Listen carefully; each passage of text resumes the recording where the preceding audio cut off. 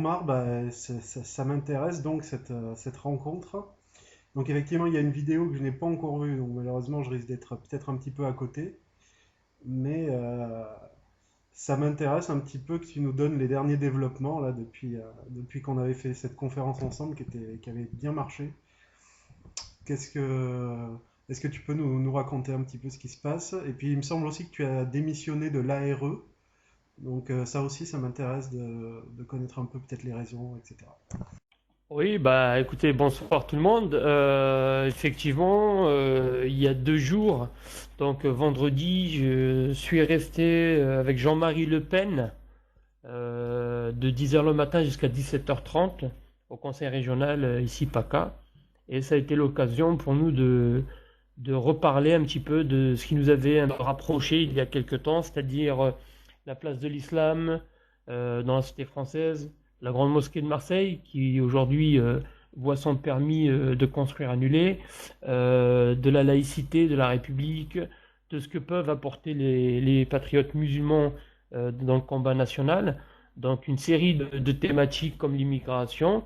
Et c'est vrai que durant cette rencontre, très riche hein, d'ailleurs, hein, très très riche en rebondissements, parce que même Jean-Marie Le Pen est arrivé, je pense, à une situation où il a peut-être besoin aussi de démontrer que le système qu'il a toujours catalogué de raciste, islamophobe, xénophobe, qu'aujourd'hui il a la possibilité de placer, je dirais, une quenelle à ce même système.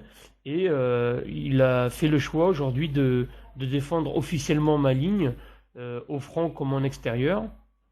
Et cela s'est soldé par une vidéo où Jean-Marie Le Pen donc répond à une série de questions, et une en particulier sur les identitaires où il se démarque complètement de ce courant.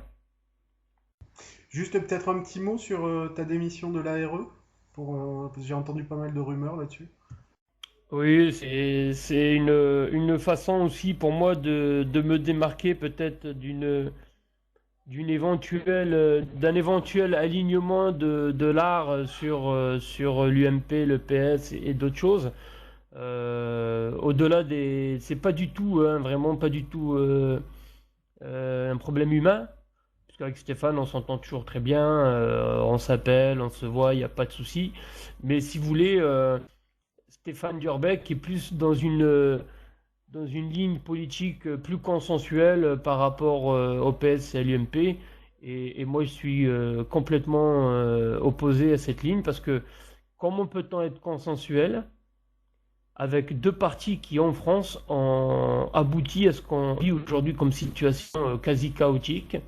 Je crois qu'il faut tirer des enseignements de la situation dans laquelle nous nous trouvons actuellement et surtout identifier les responsables qui nous ont amené à cette situation. Et pour moi, les responsables qui sont bien identifiés, c'est le PS et l'UMP. Donc, si vous voulez, le désaccord majeur entre, j'allais dire, Stéphane Durbeck et moi-même, c'est donc pas du tout un problème humain, hein, on s'entend toujours, c'est une question de ligne politique. Voilà. Et d'ailleurs, c'est ce qui fait que je me suis rapproché aujourd'hui de Jean-Marie Le Pen, qui, je crois, incarne vraiment les vraies valeurs nationalistes, les vraies valeurs patriotiques. Et aujourd'hui, il est dans une phase d'accepter cette ligne de réconciliation entre tous les patriotes, quelle que soit leur religion, leur origine, leur intérêt philosophique. Et je crois aujourd'hui que c'est important, euh, parce que l'art, c'est vrai, on a la possibilité de défendre une ligne, mais il faudrait imaginer le temps qu'il nous faudrait, le temps de se structurer, le temps de préparer des troupes, de trouver des recrues. Ça prend énormément de temps. Or, aujourd'hui, avec Jean-Marie Le Pen, j'allais dire, on fait un vrai bond en avant et on peut avoir une audience beaucoup plus grande, hein, avec R, avec le libre TimeSpeak, avec plein aujourd'hui, il y a plein de sites qui diffusent nos informations. Et je crois que pour que la cause avance encore plus vite, je pense qu'il est important pour moi de maintenir cet esprit qui m'a motivé depuis le début avec Stéphane Durbeck, mais cette fois avec Jean-Marie Le Pen. Mais Stéphane Durbeck, qui est toujours hein, aujourd'hui sur cette ligne, nous rejoindra. Je sais qu'on se retrouvera, mais aujourd'hui, Je vous dis, c'est vraiment une question de est-ce qu'on peut être consensuel avec l'UMP et le PS? Moi, ma réponse, elle est non, puisque c'est eux qui nous ont mis dans la merde. J'avoue Mais que je suis l'erreur assez historique, d'accord sur effectivement, cette. Pardon, Denis, juste une seconde. Je suis assez d'accord sur cette ligne. Je voulais juste te demander, donc Jean-Marie Le Pen soutient officiellement donc tes positions. Qu'en est-il de Marine? Tu sais, c'est très compliqué, hein. Moi, je me revendique pas mariniste comme certains. Je le revendique officiellement. Tu le verras dans la vidéo qui est diffusée depuis ce matin et qui fait un peu le buzz. On peut se revendiquer d'une personne que quand on l'a rencontrée, on l'a écouté, on l'a observé. Et aujourd'hui, c'est pas le cas, malgré mes différentes tentatives si tu veux, de me rapprocher de Marine en lui expliquant, voilà. Il y a eu des demandes officielles. Marine est sur une autre ligne. Elle dit partager notre vision donc au bureau politique le 1er septembre. Certes, je suis content qu'il y ait cette évolution au niveau de Marine, mais j'oublie pas que Marine a autour d'elle de nombreux conseillers et qui sont pas du tout sur notre ligne et qui au contraire, je dis aujourd'hui, vont multiplier les efforts pour casser nos efforts avec Jean-Marie Le Pen. Jean-Marie Le Pen aura même une parole de sagesse en disant écoute Omar, prépare-toi parce qu'on va prendre plein la gueule. Donc quand Jean-Marie Le Pen, président d'honneur du Front National, vous explique que ce qu'il a décidé de faire avec moi va créer des remous assez importants pour que ça dézingue de tous les côtés, je crois qu'il est conscient de... Je dis, il y a deux forces aujourd'hui qui vont s'affronter au sein du Front National. Les tenants d'une ligne dure, radicale, identitaire, racialiste, et une ligne ouverte, voilà, et tolérante, et qui sera incarnée par Omar Djelil et Jean-Marie Le Pen. Voilà, c'est un tandem, c'est un ticket gagnant, parce que je pense que aujourd'hui, je sens, puisque je parle beaucoup avec des gens du FNJ, des gens du Front National, qui me disent on a été mariniste, mais là on comprend plus trop, et qui aujourd'hui se posent vraiment des questions. Et je crois que Marine a manqué plusieurs fois le rendez-vous avec nous, et je le regrette. Elle est pas, je le répète, elle n'est pas sur notre ligne. Je ne l'ai pas rencontrée malgré les demandes, donc j'en tire les conclusions. Voilà. je suis désolé d'entendre ce que tu dis à propos de Durbeck. Je pense que son erreur n'est pas seulement historique, mais elle est aussi, surtout philosophique, quoi. Il n'a rien compris au libéralisme et il fait là d'ailleurs une erreur qui est typique des catholiques, hein. Je sais de quoi je parle, je suis catholique. Bah, si tu veux, il y a aussi un petit problème avec Stéphane. Il se réfère beaucoup là dernièrement encore, à Kane, ce conservateur noir. Il se réfère beaucoup à Obama, qui est aussi un noir, et on le voit ultra-libéral, néoconservateur, parce que sous ses aspects angéliques, Obama représente quand même une administration très conservatrice. Mais moi, je comprends pas pourquoi on a besoin de prendre des référents ou des références aux États-Unis, alors que le Conseil national, il est en France, quoi. Je crois qu'il faut d'autres référents. Moi, j'ai pas choisi du tout de prendre un référent, soit dans ma culture d'origine, qui est donc musulman, hein, tout le monde le sait, je m'en cache pas, je suis un religieux pratiquant. Il m'est arrivé d'assumer longtemps des responsabilités dans une mosquée. Mais mes références, je les ai pas pris ni puisés dans ma religion, ni même dans la communauté internationale.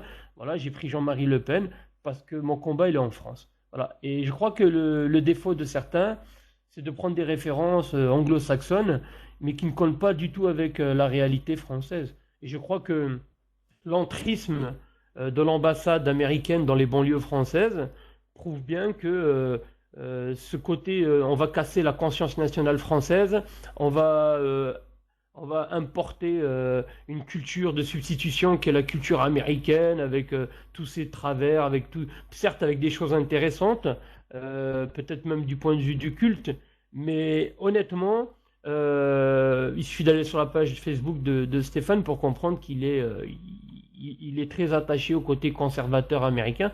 Et moi, vraiment, mon combat, d'ailleurs, à titre personnel, j'ai refusé de mettre en avant une référence musulmane. Je reste vraiment dans un combat national. Voilà. Cet entrisme américain remonte à beaucoup plus loin, en fait, hein, malheureusement. Et je pense à un certain Henri de Lassus, qui vivait à la fin du 19e siècle, qui était l'évêque d'un diocèse du Nord, j'ai oublié son nom, et qui a écrit un livre qu'il a intitulé L'américanisme, en un ou deux mots près. Bah, c'est ce que j'expliquais aussi un peu dans ma vidéo, donc qui a été diffusée ce matin avec Jean-Marie Le Pen.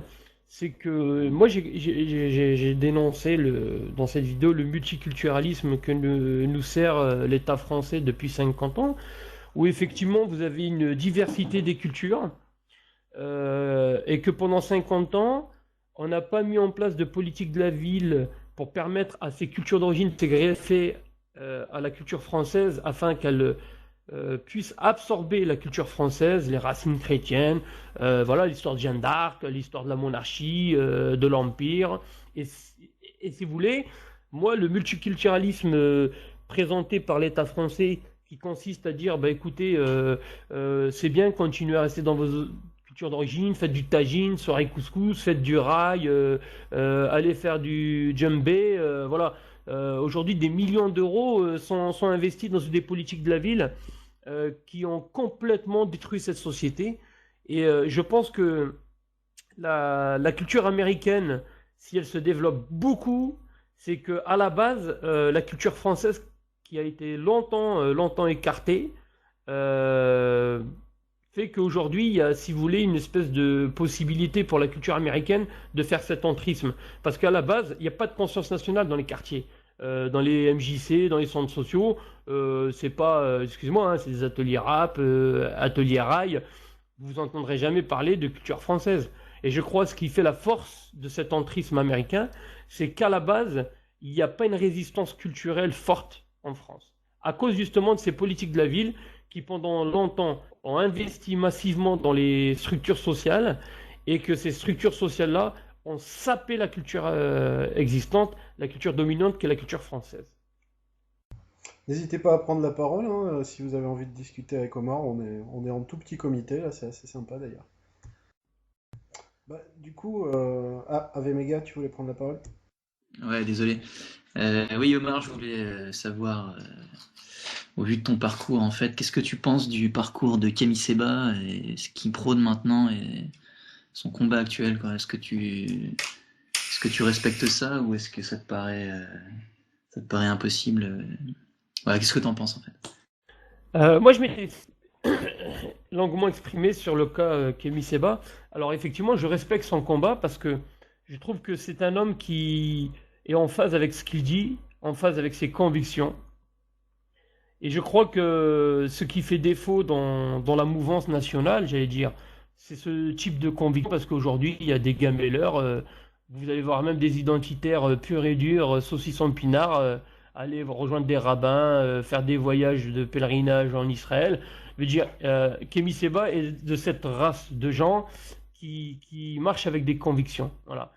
Et par contre, là où j'ai longuement parlé sur le cas Kémy Séba, c'est qu'il y a aussi un danger, c'est que demander à des gens qui sont nés en France, qui ont grandi en France, qui sont imprégnés de la culture française, d'aller ensuite dans des pays d'origine, loin de toutes ces références culturelles françaises, c'est très difficile parce que autant nos parents, ils ont connu un premier déracinement lorsqu'ils sont venus vivre en France dans les années 60, 40, 50, autant c'est aussi un déracinement de partir de la France pour aller vivre dans un contexte culturel qui est différent. L'exemple, vous venez avec vos enfants, vous dites bon, on revient vers les sources, c'est l'Afrique. Vous arrivez dans votre village et on vous dit bah, ça tombe bien, on a une tradition ancestrale, c'est l'excision. Et il faut que tes filles passent par là. Donc vous imaginez un père à qui on va demander l'excision à ses filles, et il va y avoir un choc culturel. C'est clair que là, il va se dire, mais attendez, qu'est-ce que vous me racontez? Il dit oui, mais si tu ne fais pas l'excision, tu te mets en marge de la société dans laquelle tu te trouves. Et c'est des cas comme ça qui sont dangereux. Et je crois que Kémy Séba a pas médité sur ce côté, j'allais dire un peu choc des civilisations, en plus petit bien sûr. Et c'est ce qui me dérange un peu dans le combat de Kémy Séba, c'est que ça donne un peu une impression de fuite en avant. Parce que c'est pourri en France, ils sont racistes. Oui, moi j'ai de la famille en Algérie, je peux fuir le racisme en France, les discriminations. Eh ben non, je reste, je combats et je vais de l'avant. Voilà. Et quand on va au Front National et qu'un religieux musulman et qu'on dit à Jean-Marie Le Pen droit dans les yeux, écoute mon kiki, t'es bien gentil, mais moi j'ai une autre version des faits. Et que c'est là où le combat il doit être mené. J'aurais préféré un Kémy Séba restant en France et défendre ses convictions. Et je le dis bien, ses convictions sont nobles puisqu'il se les applique. Mais je l'aurais trouvé plus fort en venant nous aider. Ah, des Djellil Omar, peut-être des Soral, des Jean-Marie Le Pen aujourd'hui. Et c'est ça qui fait défaut. C'est que c'est comme le Front National. Moi, je le vois maintenant de l'intérieur. Tous les gars qui étaient capables de défendre cette ligne quittent le Front National face à l'entrée des identitaires. Mais à un moment donné, si tout le monde se barre, mais le Front National leur appartient. Et je crois que cette culture-là, du départ, il faut qu'elle cesse au Front National, et y compris en France. Et je le dis, j'ai les moyens, moi, de partir vivre en Algérie. Mais je ne le fais pas, parce que le combat, il est là, il est mené, il est à mener ici. Et il ne faut pas fuir. Voilà. Et je pense que Kémy Séba euh, doit préparer en amont les gens à ce qui les attend dans les pays d'origine. Et je vous dis, c'est pas facile. Voilà, tu vas arriver, c'est fini Lidl, hypermarché, tu vas te retrouver en pleine savane, dans la brousse, qu'est-ce que tu vas faire? Voilà, il y a des réalités. Voilà, comme nous, on va en Algérie, au bout d'un mois, on a envie de revenir parce que voilà, il y a ce côté nostalgique de la France qui nous rappelle. Je voulais te demander, excuse-moi, je change un petit peu le sujet, hein, mais évidemment, on reviendra à la France. Mais toi qui es musulman, pratiquant, musulman qui sauve l'honneur, j'ai envie de dire, sans te passer de la pommade, mais bon, je le pense vraiment. euh, Est-ce que ça te fait pas de la peine de voir toutes ces vidéos là de la capture de Kadhafi et bon, de son meurtre, hein, faut appeler ça comme c'est, au son de Allah Akbar, c'est-à-dire tous ces mecs hystériques autour qui en fait sont en train de se soumettre totalement à l'Occident et de soumettre leur pays à l'Occident et qui gueulent Allah Akbar, ils gueulent rien d'autre quoi. Donc ton point de vue de musulman, ça m'intéresse de l'avoir parce que moi bon, bref. Bah, tu sais, moi je m'en fous complètement, quoi, qu'ils disent Allahu Akbar ou cochon Akbar. Pour moi, tu as un mauvais comportement dans tes agissements. Je veux dire, symbole d'une volonté démocratique, c'était d'attraper Kadhafi vivant, de le juger, et c'était une preuve de ce qu'on appelle eh ben, la volonté d'instaurer un régime démocratique. Maintenant, il faut savoir que c'est des tribus. C'est des mecs qui ont encore des tentes et des chameaux et qui n'ont pas accès, pour moi, au progrès démocratique et qui sont restés dans un esprit un peu clanique, tribal. Mais non, non, ça me dérange pas, comme ça me dérange pas de voir des fous furieux venir devant nos mosquées avec des masques, et ça se passe pourtant en France, avec des masques en plastique à l'effigie de cochons, venir boire de l'alcool, saucisson pinard, leurs apéros, et crier la culture française, voilà, les racines chrétiennes de la France et tout. Je veux dire, à un moment donné, moi je passe au-dessus de tout ça. Et les musulmans, la majorité, passent au-dessus de tout ça. Parce que quand tu es religieux, quand tu es croyant, ça veut dire que tu te réfères à deux sources, le prophète et le Coran. Et tu sais que le prophète et le Coran, c'est pas aujourd'hui ce qu'on voit. Donc ils peuvent crier Allahu Akbar autant qu'ils veulent. Pour moi, ils représentent ni la religion musulmane, ni le Coran, ni le prophète. Et je le dis, je le trouverai avec des juifs. Il y a des rabbins qui viennent bénir des bombes sur des F-18 et ces mêmes bombes vont s'abattre sur des populations civiles. Tu vas avoir des rabbins qui vont venir crier au nom de leur religion le reine des Arabes à Jérusalem-Est et virer à coups de bâton. Mais est-ce que j'ai le droit de jeter l'anathème sur tous les juifs? Est-ce que j'ai le droit de jeter l'anathème sur tous les chrétiens? Parce que certains chrétiens ont des comportements qui sont ridicules d'ailleurs, hein, les masques de cochons, identitaires et tout. Je crois qu'à un moment, il faut que tous ceux qui sont dans le combat national ils mettent des œillères sur tout ce qu'ils peuvent entendre. que ça vienne de la communauté musulmane, la communauté chrétienne, et c'est vraiment de travailler le combat national sur la façon d'aboutir à la victoire. Voilà. Pour moi, aujourd'hui, il y a une série de vecteurs qui vont diviser, et moi, je fais pas attention. Voilà. Si je commence à faire ça, alors ça veut dire que je vais accepter les gars qui disent oui, mais les musulmans ils sont persécutés en Égypte, les coptes sont persécutés en Égypte, les chrétiens sont persécutés à travers le monde. Sauf que, et je le dis, mais c'est pas méchant quand je dis ça, mais quand vous avez 2 coptes ou 5 ou 10 coptes qui meurent dans un attentat dans une église, ça scandalise le monde et il faut que ça scandalise le monde. Sauf que le régime de Moubarak, pendant des années, il a torturé, il a tué des musulmans. Et là, personne n'en me parle. Quand j'entends aujourd'hui des gens qui me disent les Kabyles, ils sont persécutés, mais les islamistes ont tué 250 000 Algériens. Et pourtant, ça n'émeut personne. Par contre, ça va émouvoir les gens d'entendre ah, il y a un Kabyle qui a été mis en prison parce qu'il a mangé pendant le ramadan ou il a été à l'église. Je crois qu'il faut, à un moment donné, ne pas hiérarchiser les douleurs. Il ne faut pas faire comme les Juifs avec la Shoah, je le dis ouvertement. Il ne faut pas que les musulmans, demain, ils viennent en tant que victimes des 8 croisades qu'ils ont connues dans l'histoire de l'humanité. Je crois qu'à un moment donné, voilà, tu vas en trouver, hein, des Allahu Akbar en pagaille, tu vas en trouver des Yahvé en pagaille, des Jésus, au nom de Jésus, aujourd'hui, il y en a, ils sont prêts à poser des bombes partout. Je crois que, pour moi, il faut faire la part des choses. Voilà. Et le combat national, il n'a pas le temps de s'arrêter à tous ces petits détails minables. Très bien, je te remercie. Non, mais c'est vrai que j'avais envie de te poser la question. Et bon, c'est un peu décousu, mais voilà, c'est une discussion à bâton rompu. Mais je crois qu'Ave Méga voulait reprendre sur ce qu'il t'avait demandé tout à l'heure, donc je lui laisse la parole. Ave Méga. Sinon, Exil, mais on t'entend pas. Il y a ton micro qui s'ouvre. Oui, désolé. Oui, je voulais rebondir sur ce que tu disais tout à l'heure, en fait.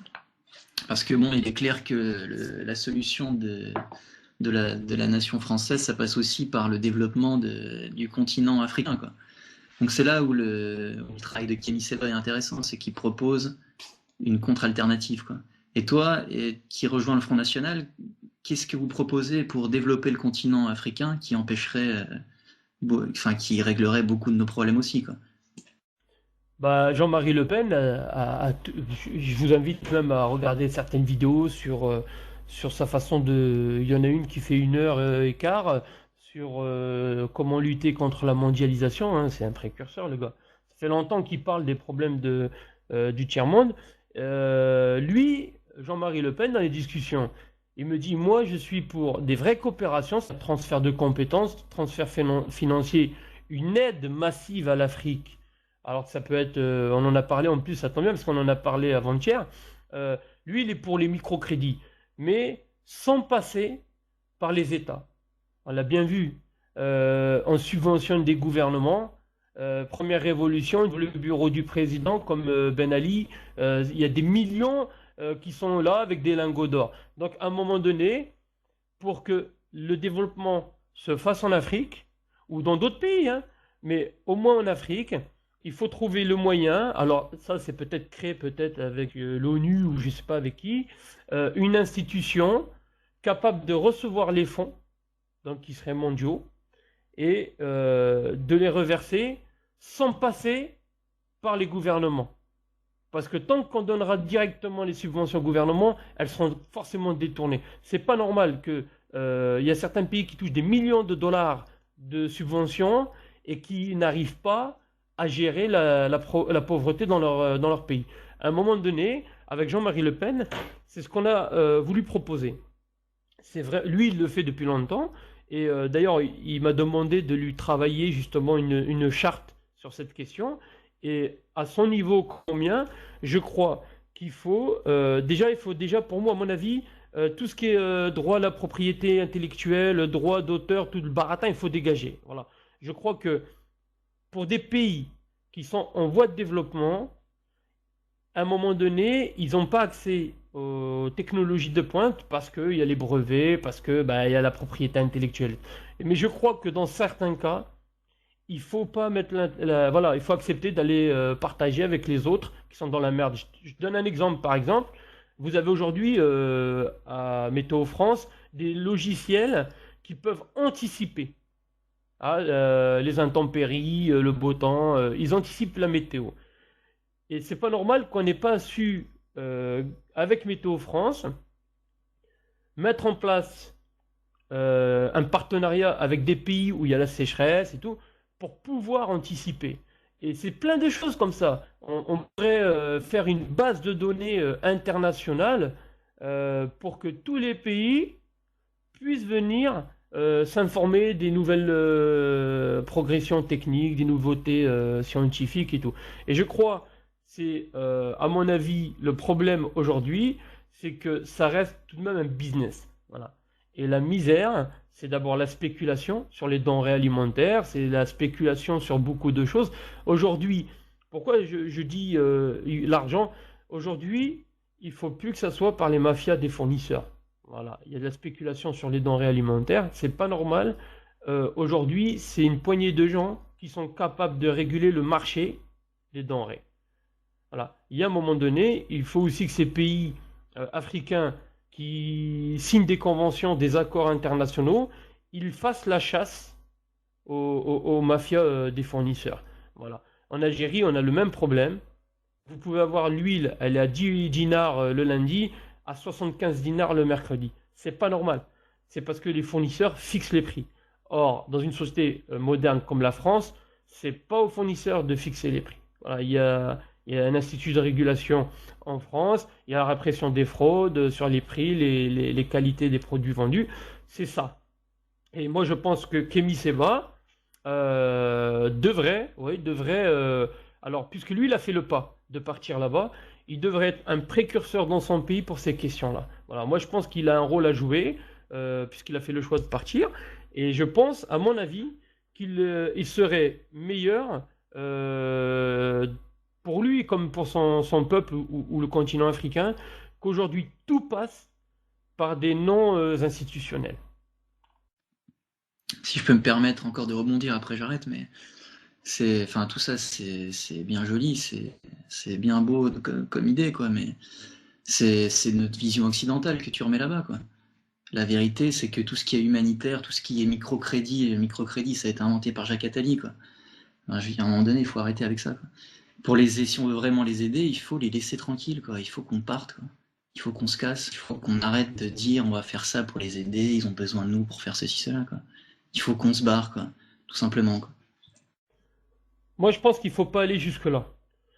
Tu as un pays qui sort, par exemple, le Rwanda, de je ne sais pas combien d'années de division. Alors, effectivement, les Blancs, ils sont pour quelque chose. Mais à un moment donné, tu as des réalités. Au moins la solidarité internationale, c'est ça. Je sais pas, moi, tu as un accident de voiture, il te faut un temps de convalescence, de la rééducation, mais tout ça, ça passe aussi par de l'aide, une assistance. Ah, eux, c'est pareil. Nous, on n'est pas dans l'ingérence. Moi, tous ces Kouchner et compagnie, j'en ai rien à foutre. Moi, ces mecs-là, ils m'intéressent pas. Maintenant, je vois pas pourquoi, au nom de la solidarité internationale, comme nous en France, au nom de la solidarité nationale, on n'aurait pas un rôle à jouer. Maintenant, on n'est pas la France-Afrique. On peut le jouer différemment, ce rôle. Et je pense qu'aujourd'hui, puisque c'est vrai, il faut partir. On va partir comment? En Tu veux que je te... tu pars en avion, tu t'en vas, quoi. Il faut arrêter Non, d'infantiliser l'Afrique, quoi. C'est pas nos enfants, on n'a rien à leur apprendre. Ils ont une culture différente, il faut les laisser tranquilles, quoi. non, mais quand j'ai dit partir, je parlais pas du moyen de transport. Et, sois pas aussi primaire. Je dis simplement, je vais te donner le cas de l'Algérie française. Pendant l'Algérie française, les salariés de confession musulmane ou les petits pieds noirs, ouvriers, ils n'avaient pas le droit d'accéder au statut de cadre, d'ingénieur ou de chef de service. D'accord? Donc ça fait que toute la société algérienne, il y avait les petits gens qui faisaient fonctionner les usines et qui n'avaient pas accès à la technologie et à devenir cadre, ou même y compris directeur d'usine ou d'entreprise. Qu'est-ce qui s'est passé un moment après? C'est que quand ils sont partis, les gens ne savaient pas comment faire. Parce qu'il n'y avait que de la main-d'œuvre. Et à un moment donné, quand je dis il faut partir, certes, mais pas n'importe comment. Il faut aussi, à un moment donné, pouvoir. Moi, demain, tu vas prendre la décision de partir. D'accord, tu pars. Allez, tu pars. Il y a plus un blanc en Afrique. Il n'y a que des noirs. Là, tout le monde est content. Ils disent ok, c'est bon. Demain, toi, tu mets en Europe, tu crées une technologie de pointe. Tu vas leur balancer, mais ils ne sont pas formés. Comment tu vas leur balancer? Donc, forcément, un moment pour qu'ils se remettent à niveau par rapport aux technologies nouvelles que nous on crée, il faut les aider dans la formation. Mais comme je l'ai dit, c'est pas de la colonisation, c'est pas du néocolonialisme, c'est pas de l'ingérence. Voilà. Et je dis simplement, c'est la solidarité internationale. Voilà, on te donne un outil, tu sais pas l'utiliser, ben quelqu'un vient t'apprendre à l'utiliser. C'est tout simplement ce que je dis. Moi, je suis pas du tout pour, tu me dis, enfanter, rien du tout. Moi, le premier, tu peux t'imaginer qu'avec l'histoire familiale que j'ai avec l'Algérie française, je suis le premier à comprendre ce que ça veut dire d'être occupé, d'être colonisé. Mais à un moment donné, il y a des réalités technologiques qui font que voilà, chacun il a besoin d'être aidé. Puis je pense que la solidarité, vu que c'est une vertu qui a complètement disparu, il faut la remettre au goût du jour. Moi, juste une seconde. La question, est-ce que tu veux pas dire en fait que est-ce que les Africains, est-ce qu'ils veulent vivre à l'occidental? C'est pas ça comme question que tu voulais poser à Rémi. Oui, ça rejoint un peu ça. Puis il faut, je veux dire, faut pas se leurrer, tout ça, tout ce dont Omar parle. Je veux dire, il suffit que l'Afrique récupère ses terres, et puis voilà, il n'y a plus de problème, quoi. L'éducation repart, ils n'ont pas besoin de nous pour qu'on leur apprenne à utiliser telle ou telle technologie. Ils l'inventeront d'eux-mêmes, la technologie. Ils ont tout ce qu'il faut pour avoir de l'argent là-bas. Il faut qu'on se barre, point barre. Il y a pas de faire le bisounours ou quoi. Il faut partir, quoi. Il faut les laisser tranquilles, quoi. Oui, mais eux, est-ce qu'ils veulent vivre à l'occidental? C'est ça que je me pose comme question.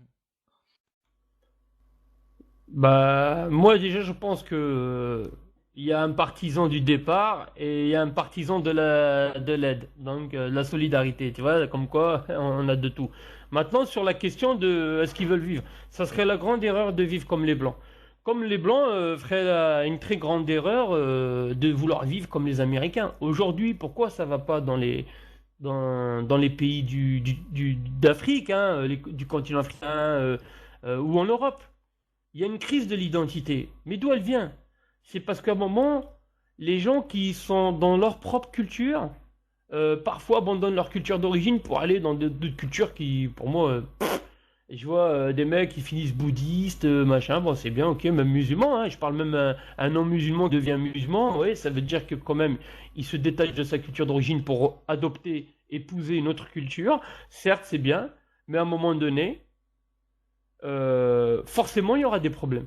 Voilà. Et je crois que ni les Africains n'ont intérêt de devenir européens, et ni les Européens n'ont intérêt de devenir américains ou africains. Voilà. Je pense que ce qui est chaotique aujourd'hui, c'est qu'il y a une vraie crise d'identité, une vraie crise des cultures dans le monde. Voilà. Et que moi, je pense qu'à un moment donné, si tu vas voir des populations et tu dis, bah, épouser mes us et coutumes, déjà, je trouve que ça fait très vaniteux, épouser machin, forcément, ça va pas aller, forcément. À petite échelle, tu prends les couples mixtes, voilà. Tu vois, les enfants, à un moment donné, à leur majorité, ils posent des questions. Donc, moi, je pense que les Africains sont des Africains. Et je vois pas pourquoi ils devraient changer, y compris pour accéder à la technologie, je suis contre. Parce qu'ils ont une belle culture. Ils ont des beaux pays, ils ont une histoire, c'est des gens fiers.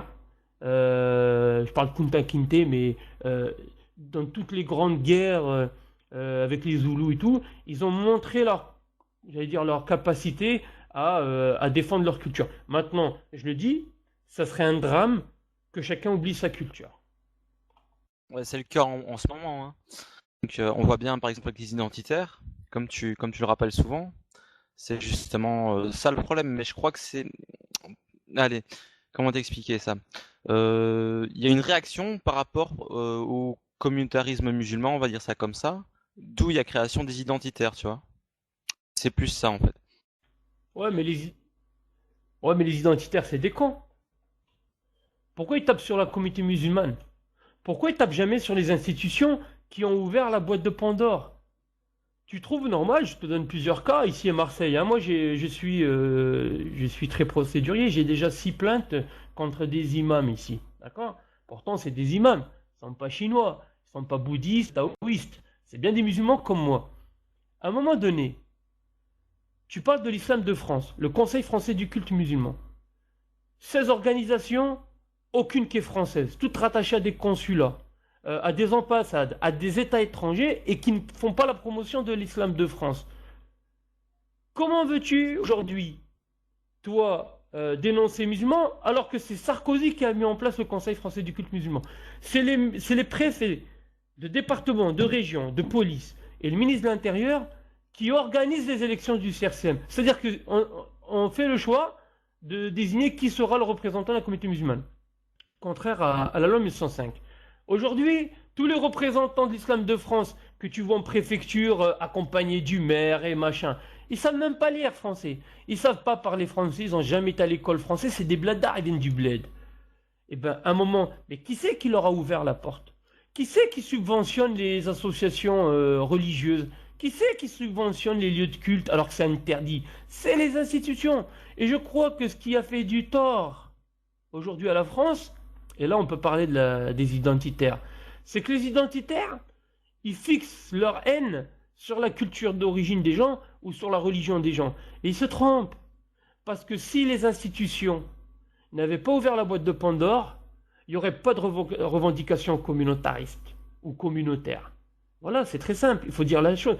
Le jour de l'Eid, les élus, ils vont à la mosquée. Ils vont faire des discours. Le jour des élections, ils vont dans nos mosquées. Il faut voir, hein, conseiller municipal, le premier adjoint, le maire, le conseiller général, ici Vosel, le conseiller régional. Tout le monde va dans les mosquées, hein. Oui, votez pour nous, nous les socialistes, on aime bien les musulmans. Bon, mais qui c'est qui a un moment imposé ça? C'est les politiques. Et ce que tu veux, c'est ce que tu veux dire, toi. Je le comprends, parce que moi, je le vis au quotidien, y compris en tant que responsable de mosquée à un certain moment. Les élus, ils venaient nous voir. Et j'ai même ici un problème, on a un fonctionnaire DRG qui va physiquement dans les mosquées. Il dit, bon, vous votez pour lui, pour lui, pour lui au CRCM, sinon on va vous faire vos problèmes. Qu'est-ce qu'ils font? Ils prennent des gens qui ont la carte de séjour. Et leur disent, voilà, si vous acceptez pas de marcher comme nous on vous le demande, on vous retire votre carte de séjour. Elle est là la vérité. Aujourd'hui, le vrai combat, il n'est pas à mener contre les fidèles. C'est comme les prières de rue. Tu as des fidèles, ils font la prière dehors. Mais c'est pas de leur faute. Les responsables, c'est les responsables des mosquées qui refusent, alors qu'ils ont plein de pognon, d'investir dans des locaux plus grands. Ils pourraient prendre, au lieu d'un 50 mètres carrés, ils prennent un 500 mètres carrés. Je vais te donner des cas bien précis. Les institutions, c'est un trouble à l'ordre public, mais ils ont laissé faire depuis des années. Ah, c'est eux les responsables, ces institutions. C'est pas les fidèles, c'est pas les musulmans, c'est pas la culture musulmane. Je te donne encore des exemples. Ici, par exemple, chaque mosquée, elle se déclare au service des associations en préfecture. Loi 1901, c'est-à-dire que les responsables des mosquées, c'est un contrat avec l'État français. Il est dit dans les statuts, si il faut faire une assemblée générale extraordinaire par an, CAA, avoir un bilan financier transparent et tout. Bon, tu as des associations ici. Ils n'ont rien déposé en préfecture depuis 10 ans. Et ben moi je dis que le préfet, si une association religieuse musulmane ou autre ne déclare pas d'assemblée générale, ne présente pas de bilan financier ni de rapport d'activité, c'est la dissolution de fait au bout de 2 ans. Voilà, si tu veux savoir. Et pareil, tu viens, tu vas dans la rue, le mec il voit un local commercial à louer. Il loue un local commercial, il met les tapis, ça devient un lieu de culte. Mais il faut que les mairies préemptent. Il faut que les préfectures envoient la police pour fermer le lieu. Monsieur, comment c'est un lieu à usage commercial, vous le transformez en lieu de culte? Mais vous rigolez ou quoi? C'est que l'anarchie qui règne aujourd'hui, c'est les institutions qui acceptent tout. Voilà, l'impunité, elle vient des institutions. Et malheureusement, nous, les musulmans, les pratiquants, les fidèles qui ne demandent rien, on se retrouve au milieu d'un feu croisé entre d'un côté, alors les islamistes qui nous font la misère, les identitaires qui nous font la misère et les institutions qui nous font la misère. Et je crois qu'il faut rendre justice à la communauté musulmane qui est prise en otage par ses responsables musulmans et par les institutions. Ouais, j'ai mieux compris. Une petite question, Omar. Aujourd'hui, là, Jean-Marie Le Pen dans la Provence répond à quelques questions. D'ailleurs, tu m'as passé toi-même le lien, mais je l'avais déjà lu. Il se prononce pour l'annulation du permis de construire de la grande mosquée de Marseille. Tu es d'accord avec lui là-dessus? Bien sûr, bien sûr. Si vous reprenez mon historique, j'ai été un des plus grands partisans, j'allais dire même un partisan acharné de cette mosquée. Mais il faut voir ce qui s'y passe maintenant. Comment? Vous trouvez normal que une élue socialiste du conseil régional, Madame Fatima Ordi, siège dans la mosquée? Une association loi 1905, un lieu de culte, et on y trouve Madame Fatima Orsateli, conseillère régionale Parti Socialiste. Mais on se fout de notre gueule. Elle est où la laïcité maintenant? Moi, à titre personnel, dans le cadre de mon association Présence Citoyenne, il y a 4 plaintes. Rien que pour le président actuel de la Grande Mosquée. Polygamie, donc j'ai amené des femmes qui ont porté plainte avec moi. Il a des pratiques polygames. Il détourne de l'argent. Depuis qu'il a pris la présidence au mois de juin 2010, il a volé les sous. Il détourne les sous, il n'y a plus de transparence.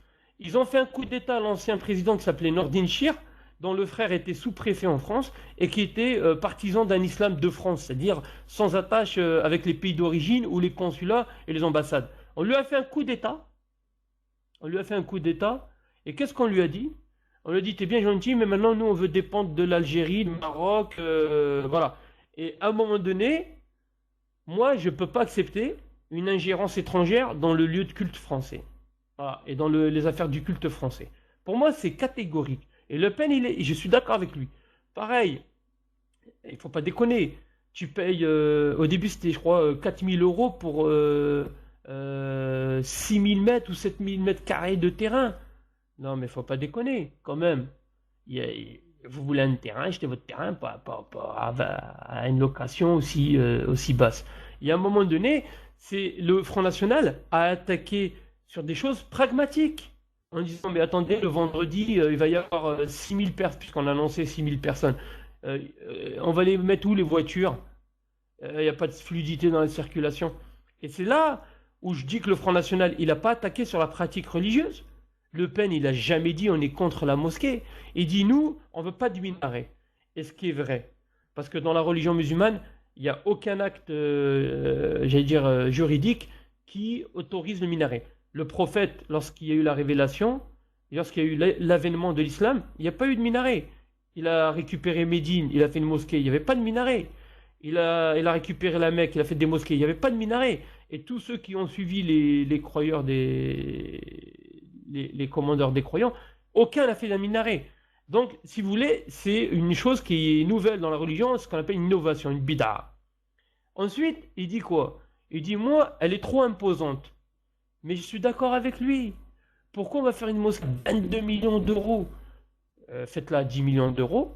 Les 12 autres millions, investissez 1 million, 1 million, 1 million dans chaque nouvelle mosquée. Et d'abord, ça va désengorger les rues.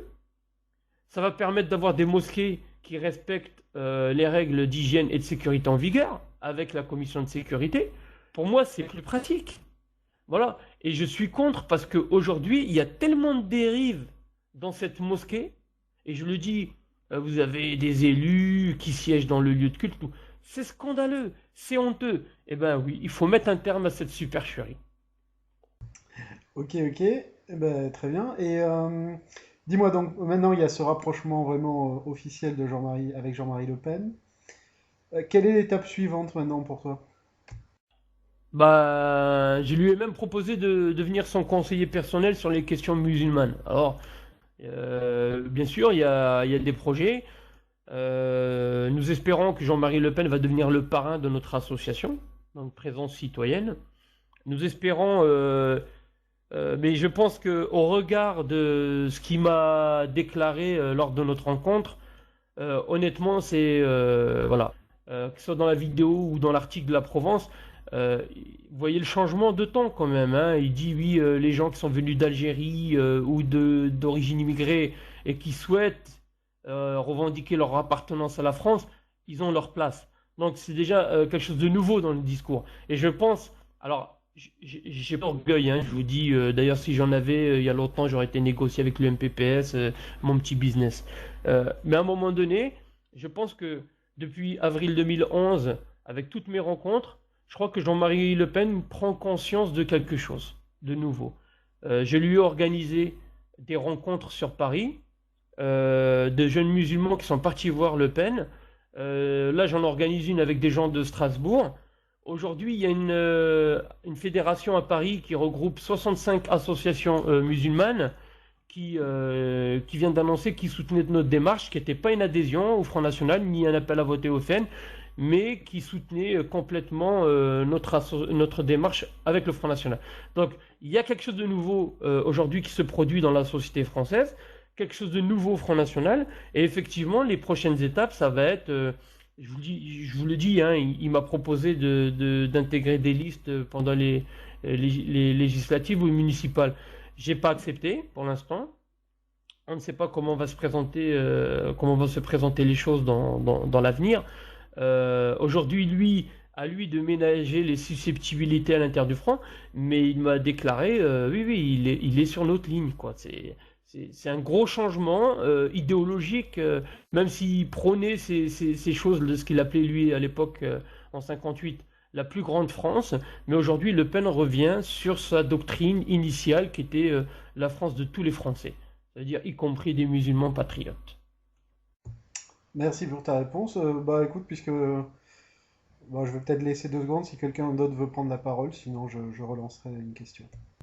Bon, je vois qu'il n'y a pas de question, donc je voulais te demander, qu'est-ce que tu penses, je ne sais pas si tu suis attentivement ce que fait Alain Soral, qui a été quand même un des instigateurs de cette mouvance à l'intérieur du front il y a quelques années, même si depuis il a quitté le front, du rapprochement notamment en 2007 avec les musulmans patriotes.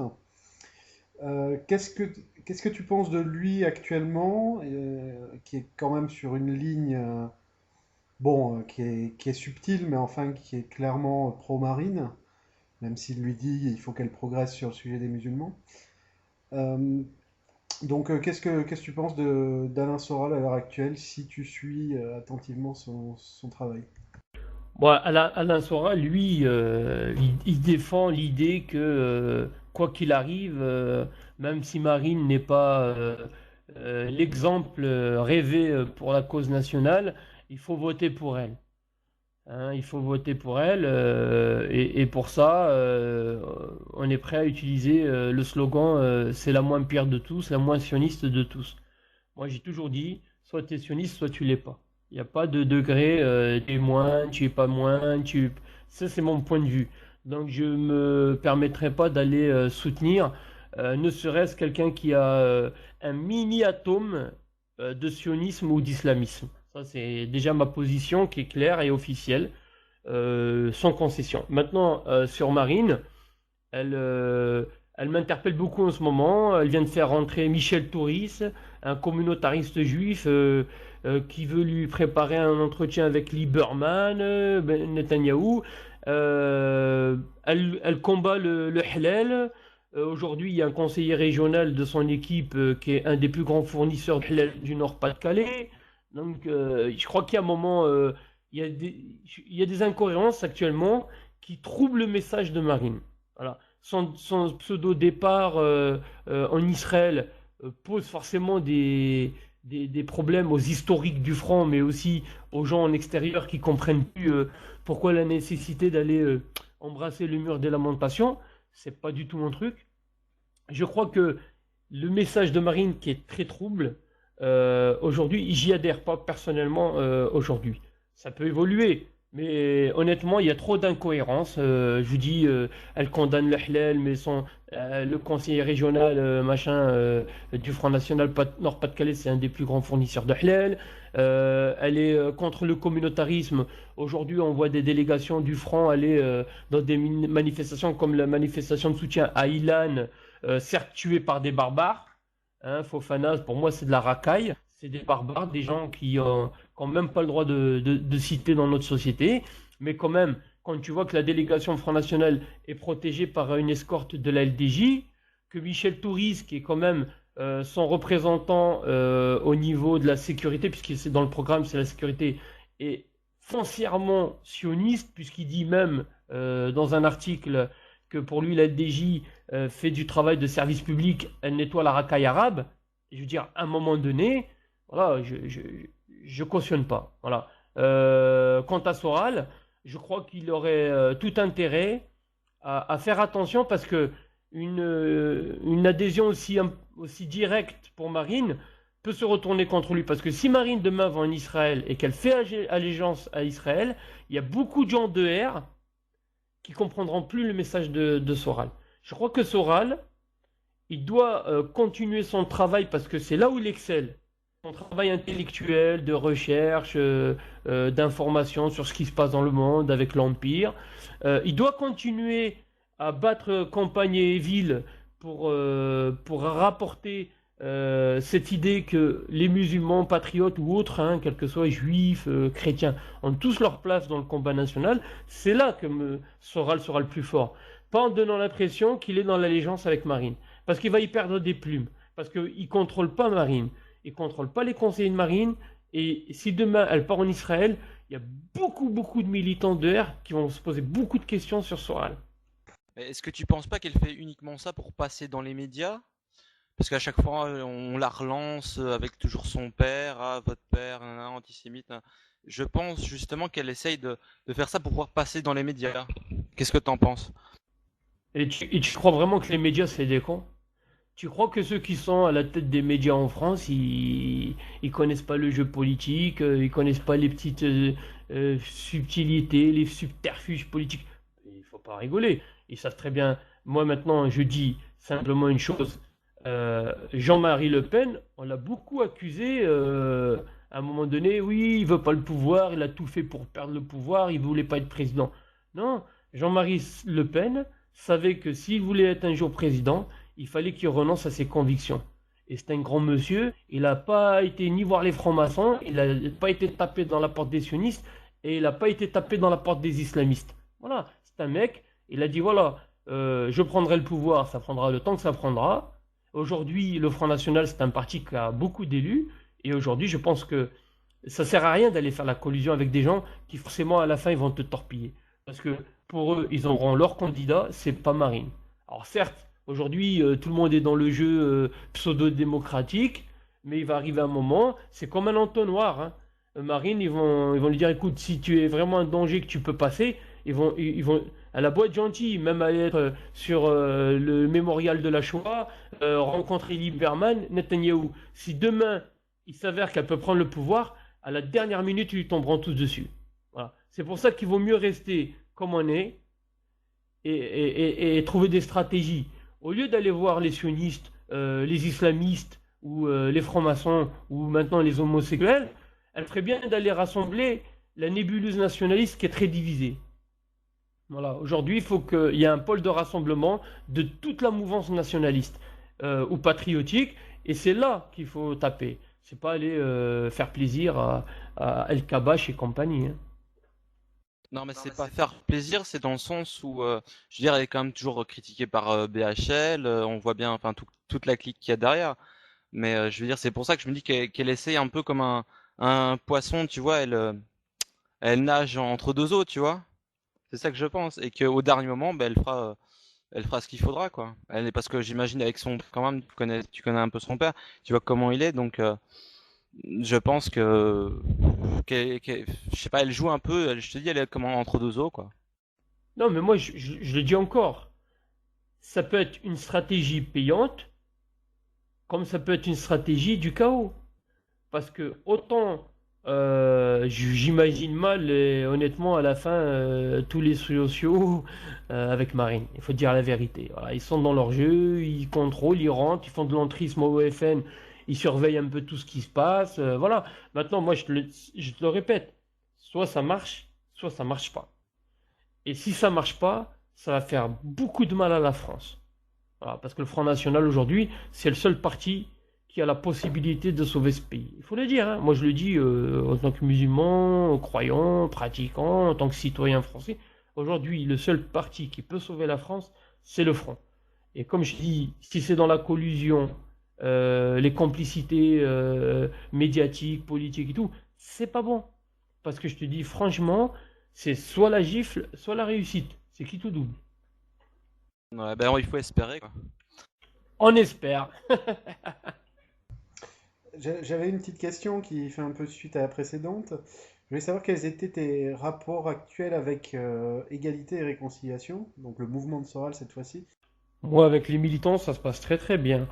Après, vous aurez peut-être compris qu'avec avec Soral, c'est délicat. Moi, il y a des choses qui m'interpellent. J'avais un compte Skip avec Soral, on se parlait deux, trois fois par semaine, des fois jusqu'à 2 heures du matin. Le compte a été enlevé. Je devais faire une vidéo dernièrement avec Soral, elle a été annulée. Voilà, je pense que oui, effectivement, Soral a un problème avec Omar Djelil, mais personnellement, moi, j'en ai pas avec lui. Voilà. Après, chacun est dans son truc.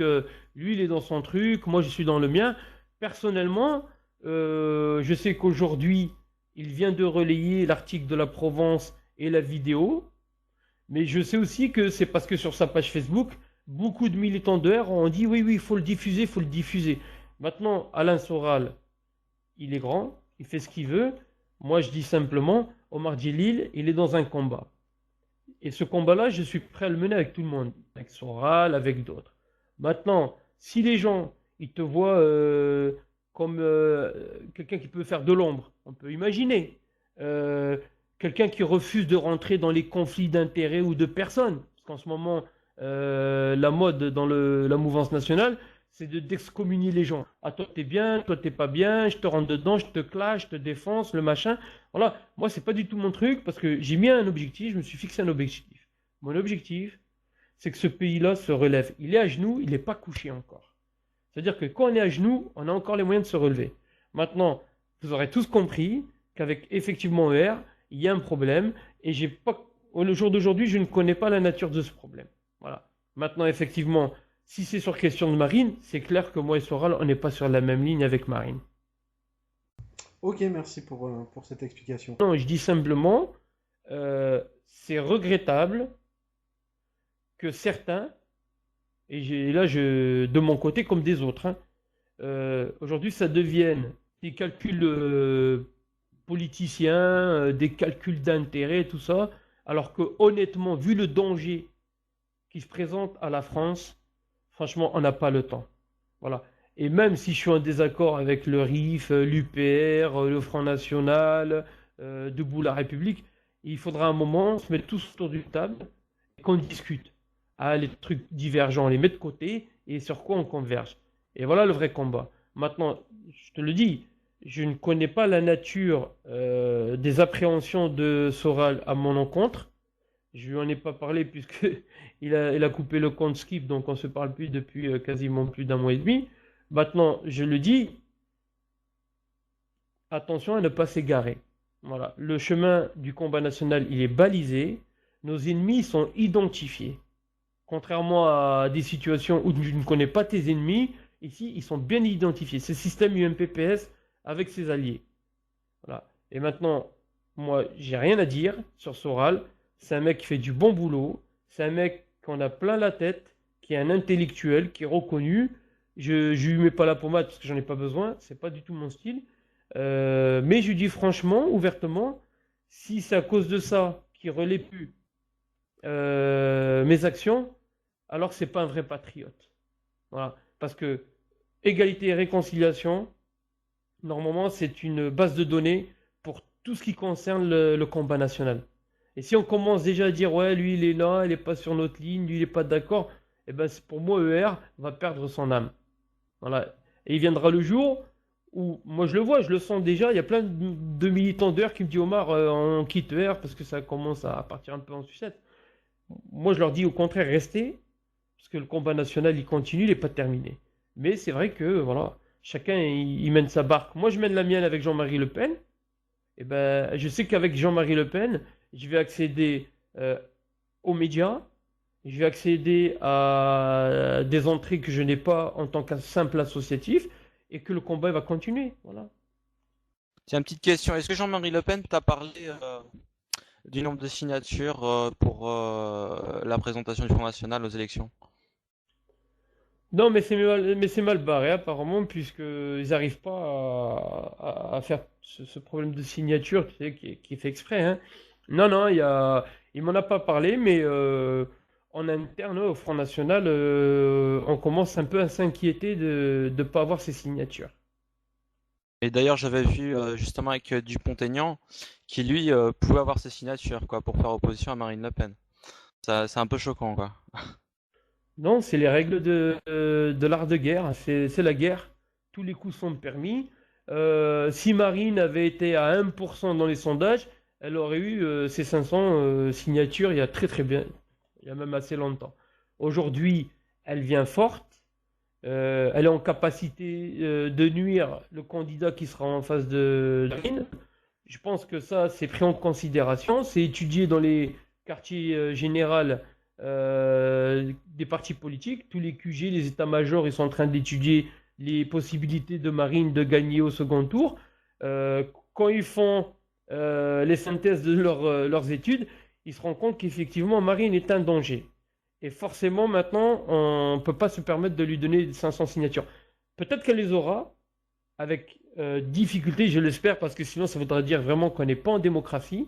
Et ce système des 500 signatures, c'est vraiment un système qui est archaïque, primaire et antidémocratique. C'est certain.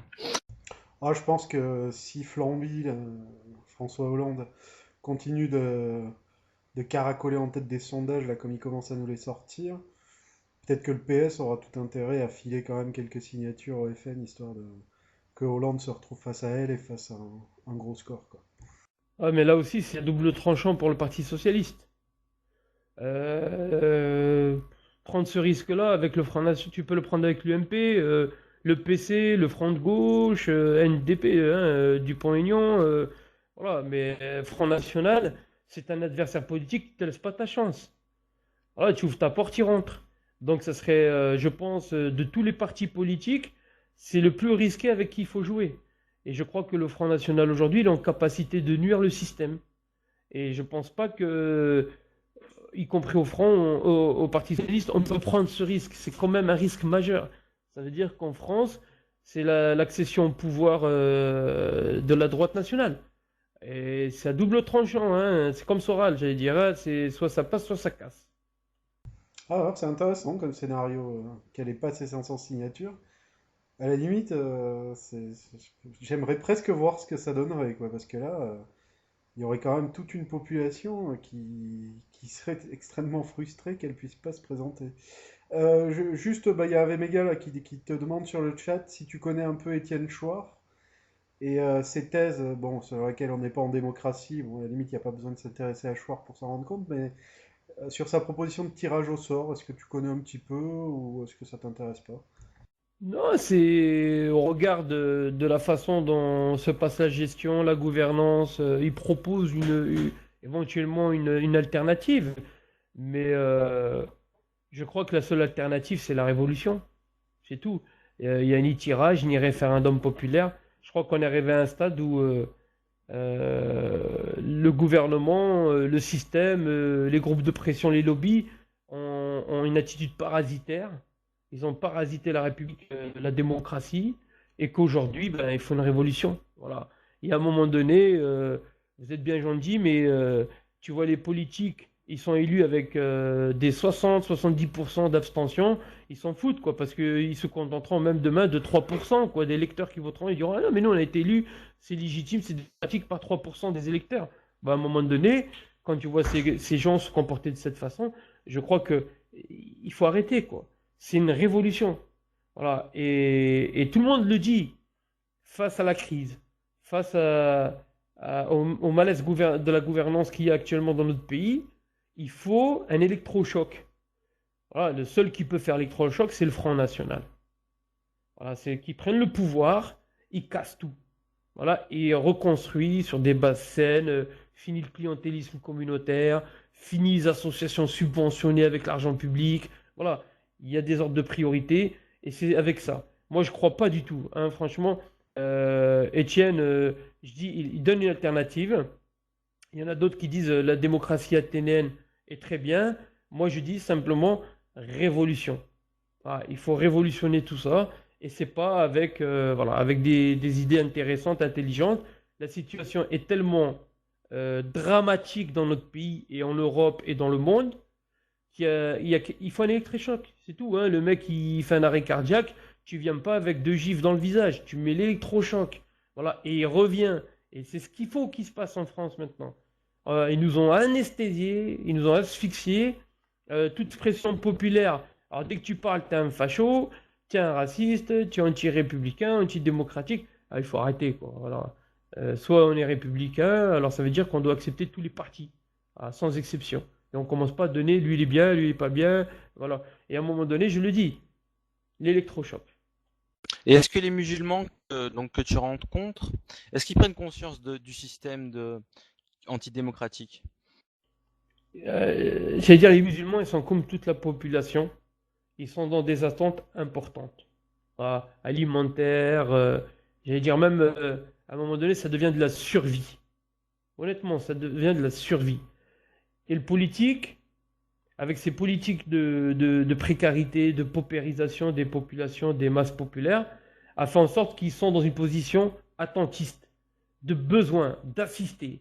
Alors aujourd'hui, tu sais, avec une subvention, avec un local, avec des sacs de riz, comme j'ai vu, hein, c'est pas, c'est au sens propre, hein, du manioc, certains on leur paye l'électricité. Les gens, ils sont dans la pauvreté. Voilà. Et le système les a maintenus dans une condition de pauvreté pour qu'ils ne protestent pas, ils soient résignés. Donc, comment veux-tu qu'ils soient conscients de ça dès lors où eux-mêmes ils sont achetés avec des subventions, avec des emplois, avec des logements. Voilà, aujourd'hui, la population musulmane, elle est comme ça. J'en ai honte hein, quand je dis ça, hein. Elle est assistée, elle est dans l'indigénat et il n'y a rien à attendre. Maintenant, là où on a besoin de travailler, c'est sur les musulmans qui prennent conscience de leur état et avec qui aujourd'hui ils nous rejoignent dans le combat national. Moi, je te dis, j'ai de plus en plus de musulmans qui m'ont rejoint. Et certains étaient tout seuls dans leur coin, ils avaient des petits blogs, ils faisaient un petit journal, ils distribuaient. Aujourd'hui, ils me rejoignent. Ça veut dire que on ne peut pas sauver la masse, mais certains vont pouvoir aujourd'hui mener le combat avec moi. Voilà. La communauté musulmane n'attendait rien. Ah, elle est morte. Elle n'existe pas. C'est dans le papier, l'esprit, il n'y en a pas. Et est-ce qu'elle serait prête à voter Marine Le Pen? Pas aujourd'hui, dans la façon où elle présente, en termes de communication hein, et d'image, elle présente ce côté un peu identitaire qui est connu. Hein, je veux dire, il y a pas de secret. Hein, pour ceux qui sont un peu initiés, qui voient quelques conseillers, on connaît quelques conseillers, on sait qui ils sont, qu'est-ce qu'ils pensent. Voilà.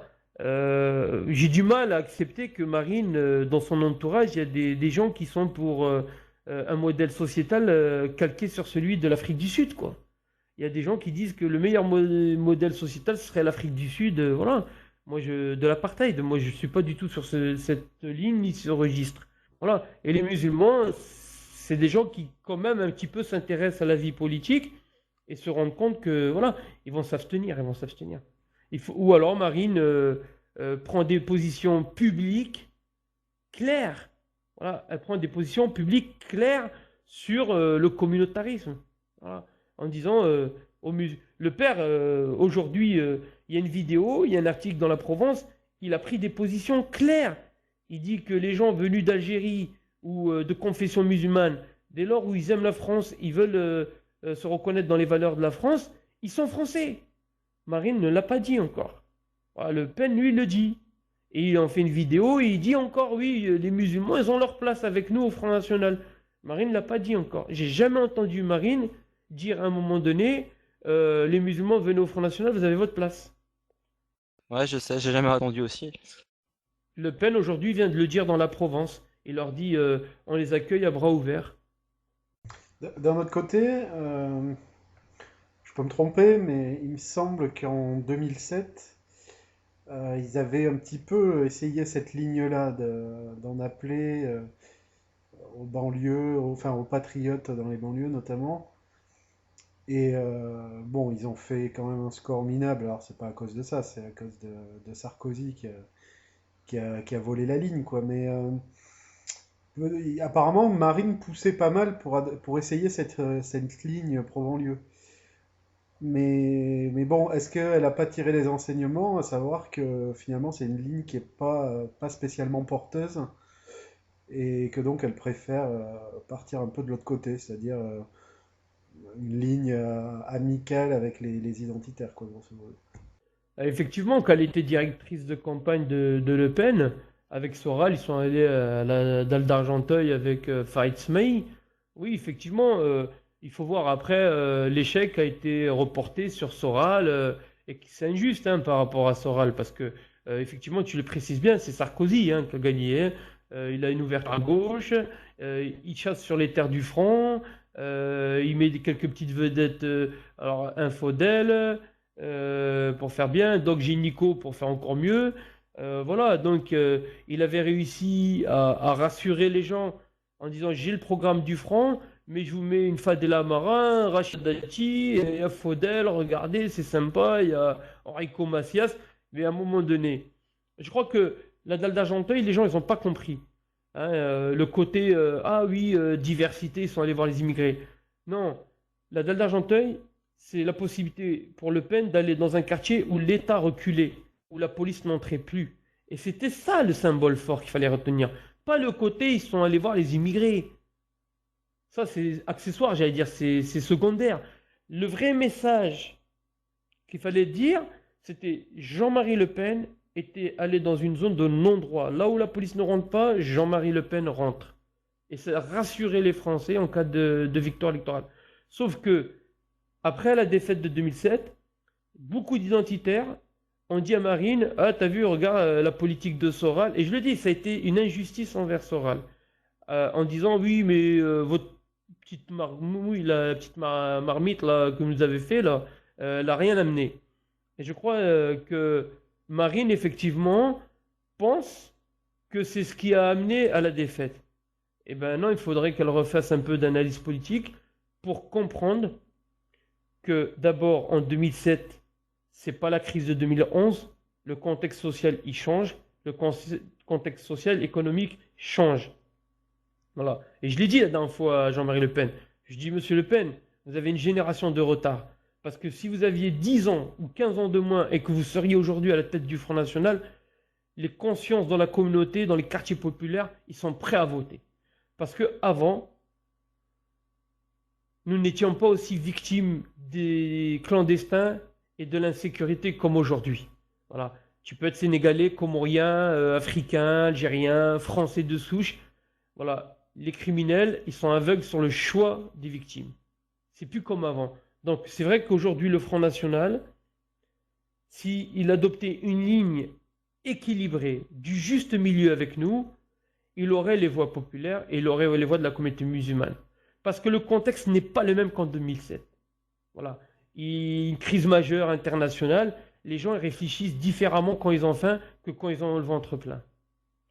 Alors, moi, je vais prendre la parole. Est-ce qu'il y a beaucoup de gens qui votent dans les banlieues? Non. Non, moi-même, je suis pas intéressé de. Pourtant, je suis assidu depuis des années et j'ai dit que je vote plus. Voilà. Et ce qui est rigolo, c'est que ici, tu as à Marseille des quartiers comme la Busserine, Fontvert, les Flamands, où tu as des fortes populations d'origine immigrée, des musulmans, et tu vois que le quartier qui est majoritairement, j'allais dire, de sensibilité immigrée, le Front National fait les meilleurs scores. Ça veut dire simplement que, y compris les immigrés et les musulmans, votent Front National. Et ça, c'est un indicateur, ça révèle bien le malaise qu'il y a dans les quartiers. Et qu'à un moment donné, tu as des femmes avec le voile, des vieilles dames qui vont voter. Ouais, il y a une réalité. Mais après, si tu prends chaque bureau de vote à Marseille, le taux d'abstention en majorité, les contingents les plus importants, c'est les immigrés. Voilà. C'est eux qui s'abstiennent de voter. Et aujourd'hui, les gens arrêtent tous de voter parce que ça les gonfle de voir que à chaque fois qu'ils ont élu un élu, après le mec part en sucette, délit d'intérêt, abus social, abus de biens sociaux, machin et tout. Donc, si tu veux, l'abstention, même si elle est générale, elle est encore plus forte chez nous. Ouais, c'est bien ce qui me semblait. Bah, donc en fait, quand le PS ou l'UMP il va faire des discours dans les mosquées, par exemple, ça sert strictement à rien. Non, mais ça, si tu veux, c'est pour rassurer. Alors, je vais t'expliquer comment le business il se passe. C'est subtil, hein. Les islamistes, les communautaires, ils ont bien compris. Tu sais, la prière, elle est obligatoire dans l'islam. On a 5 prières par jour, elles sont obligatoires. Qu'est-ce qu'ils font? Euh, Ils invitent toujours les élus le jour du vendredi parce que c'est une prière obligatoire. Et ils invitent les élus la prière de l'Eid, donc qui marque la clôture du Ramadan, et celle de l'Eid al-Kbir. Et là, ils louent ils vont au parc des expos, louent un hall de 10-15 000 mètres carrés. Bon. Tu as 24 000 personnes qui viennent pour faire la prière. Et à ce moment-là, tu as tous les communautaristes qui invitent les élus. Et quand les élus viennent, ils se disent, oh, incroyable, 24 000 personnes qui viennent faire la prière. Mais les gens ne sont pas venus voir les responsables de mosquée. Ils viennent parce que c'est une obligation, la prière de l'Eid et la prière du vendredi. Et ainsi, ils créent des faux rapports de force. Et ils vont voir les élus qui viennent et ils sont étonnés. Ils disent, on demande, ils disent, vous voyez, à notre appel, tous les gens viennent faire la prière. On est une force électorale. Alors maintenant, tout passe par nous. Et si tu veux, il y a un business qui s'est créé comme ça. Et c'est pour ça, là, je te dis aussi, les communautaristes ont réussi là où d'autres n'ont pas réussi. C'est qu'ils ont créé des faux rapports de force. En disant, voilà, si vous nous aidez pas dans nos mosquées, dans nos associations, nous, on appelle à voter contre vous. Sauf que si tu prends les mêmes élus, avec les mêmes responsables, tu les amènes à la mosquée, la prière de Dhuhr, celle du début d'après-midi, la prière de l'Asr, c'est à la moitié de la journée, il y a 5 personnes dans la mosquée. Parce qu'elles n'ont pas ce côté obligatoire comme la prière. Et eux, ils sont malins. Ils vont pas amener les élus dans une prière quotidienne normale parce qu'il n'y a personne. Ils vont les appeler là où c'est des temps forts avec une obligation. Et ils disent, regardez, bon, il faut voir, hein, l'Eid, les gens ils viennent, 25 personnes. Et tu as sur Internet les photos, tu les vois. Hein. Les élus viennent, ils prennent le micro, ils ont un pupitre, un ménager, et tu as tous les gens qui les écoutent et tout. Mais ils se disent quoi, l'élu? Oh, 25 000 personnes! Mais vous imaginez le nombre? Et c'est comme ça qu'on s'est fait avoir en France. Voilà. Et je pense qu'aujourd'hui, euh, la communauté musulmane, je le dis, elle est prise en otage par les stratégies et les stratagèmes mis en place par les communautaristes. Donc en gros, d'une certaine manière, les votes sont achetés, quoi. Ils sont achetés à la base de subventions. Si demain, tu mets sous tutelle les services de la politique de la ville dans les collectivités territoriales et que tu donnes plus de subventions, c'est fini, tout le monde meurt. Tu assèches le marécage, ça devient un désert. Et là, aujourd'hui, c'est là où le combat il est à mener contre les institutions, pas contre les fidèles musulmans. Voilà. Et effectivement, c'est acheté. C'est pour ça que je t'ai dit tout à l'heure, il n'y a plus rien à attendre de la communauté musulmane. Elle est tellement noyautée, infiltrée, pourrie de l'intérieur. Voilà. Aujourd'hui, c'est avec la jeune génération née en France que tout doit se passer. Une jeunesse musulmane éduquée qui a fait la fac. Nous, il faut voir les responsables des mosquées. Je te dis, les flics, ils viennent et disent, écoute, soit tu nous suis dans nos délires, soit on t'enlève ta carte de 6 jours. Voilà, c'est comme ça. Tout le monde est tenu. Tu as faim, on te donne. Voilà, tout le monde est tenu. Moi, je dis simplement, c'est des gens comme moi, comme d'autres, qui n'ont besoin ni d'être soutenus, qui n'ont besoin de rien. Voilà. Sauf d'être représentés par des gens dignes et qui sont français. Et voilà le combat que je mène. Ok. Faut dire que c'était pas prévu, hein, cette conférence. Hein. C'est à la volée. Hein. C'est Anthony. Hein. Ah ouais, mais écoute, je pense que j'ai bien fait de te demander si tu t'as accepté que j'enregistre parce que ça me paraît très intéressant, quoi, tous les sujets abordés. Je pense qu'on va le diffuser. Encore une fois, si toi, t'as aucune objection, évidemment, hein, comme c'est à la volée, si t'en as, tu me dis et je supprime. Mais ouais, une petite conversation comme ça, moi, je trouve ça très intéressant, quoi. Ça manque de se parler, quoi. Il faut se parler. Donc voilà, très bien. Mais après, il est 1h du mat, là, donc si jamais t'as envie d'aller te coucher, n'hésite pas, hein. Non, non, je suis comme les enfants, je suis en vacances. Non, mais par exemple, tu sais, j'avais des... Pour que vous compreniez un peu comment ça se passe dans la communauté musulmane, ça vous évitera de faire certaines erreurs que font les identitaires. Et je le dis, hein, il y a les suivis, les suiveurs, il y a des identitaires qui sont vraiment dans... On le voit dans la vidéo, j'explique qu'il y en a, ils sont sincères dans leur combat et tout, mais qui se dirigent dans le mauvais sens. Euh, Aujourd'hui, pourquoi dans les mosquées en France, euh, on ne veut pas aménager des grandes mosquées. On ne veut pas de grandes mosquées qui respectent les règles d'urbanisme, avec un contrôle de la commission de sécurité, avec des surfaces de prière importantes. Parce que plus un lieu de culte est grand, plus il y a une certaine transparence. Et plus il est petit, et plus c'est opaque. Et quand on est opaque, c'est là qu'on fait son business. Voilà. Dans certaines mosquées aujourd'hui, les imams, ils sont blindés de fric, mais ils ne veulent pas prendre des grandes mosquées. Parce que après, ça va leur imposer de la transparence financière, il faut déclarer les comptes. Là, quand c'est un petit buis-buis, ça se négocie tranquille, personne de... C'est pas la préfecture qui te pose des questions, c'est pas la mairie. Et si vous voulez, aujourd'hui, dans la communauté musulmane, c'est tout ça qu'il faut démêler, il faut séparer le bon grain de l'ivraie et faire beaucoup de pédagogie avec les non-musulmans pour les expliquer doucement, doucement. Vous savez, les minarets, ça repose sur aucune base juridique, ni dans la tradition prophétique, ni dans le Coran. Les grandes mosquées cathédrales, ça n'existe pas. Leur expliquer le halal dans les cantines scolaires, on n'en a pas besoin parce qu'il y a des repas bio. Et c'est comme ça. Voilà. Vous n'êtes pas des dhimmis, c'est pas Eurabia, il n'y a pas une invasion, il n'y a pas de conquête.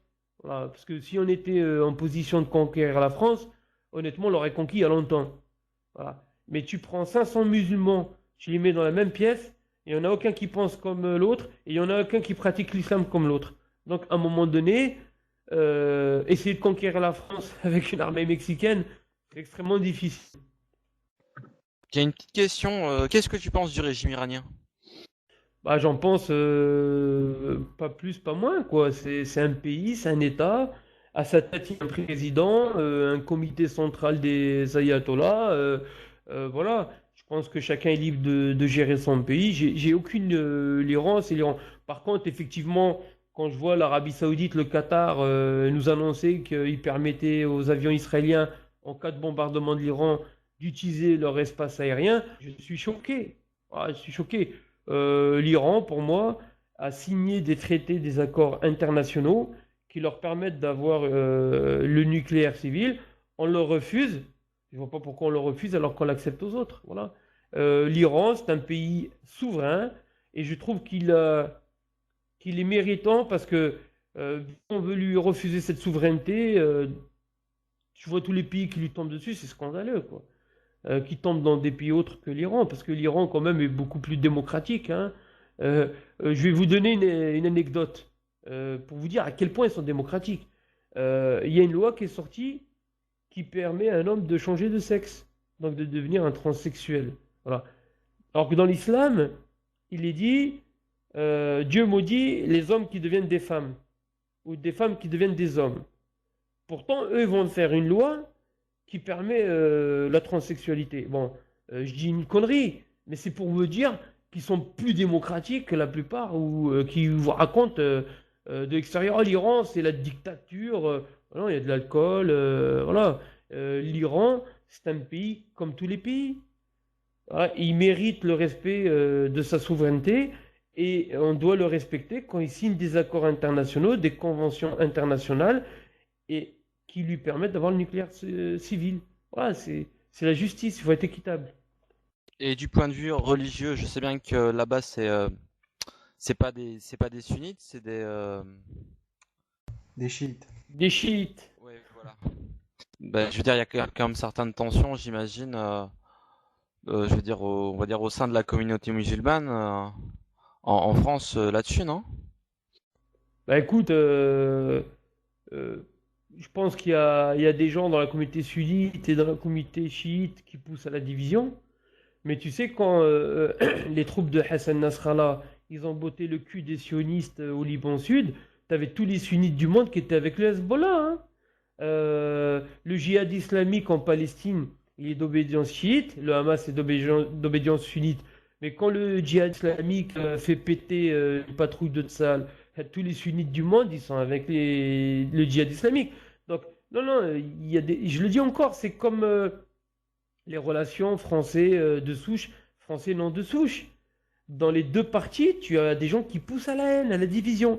Et chez les sunnites, les chiites, voilà, moi je suis sunnite. Ce qui me différencie des chiites, il y a beaucoup de choses. Eux, ils ont un clergé, moi j'en ai pas. Voilà, sur la pratique, il y a des différences. Mais maintenant, je le dis, j'ai pas intérêt à aller emmerder des gens qui me bottent Israël tous les 2 ans. Je suis pas fou.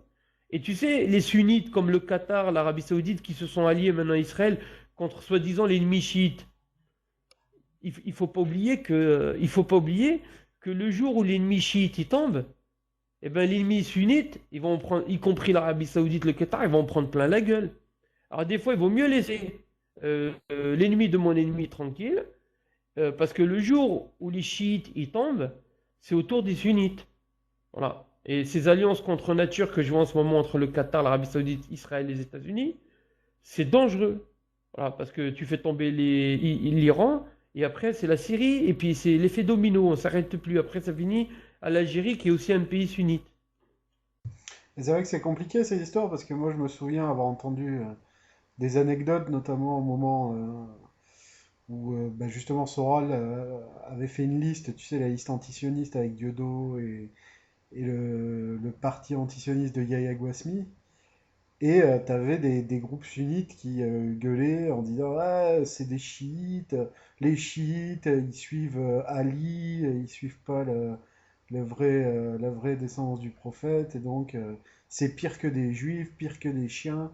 Donc c'est vrai que c'est compliqué parfois en plus de l'extérieur à l'islam de comprendre ces petites querelles internes, quoi. Enfin qui sont des grandes querelles d'ailleurs pour certains, hein, malheureusement.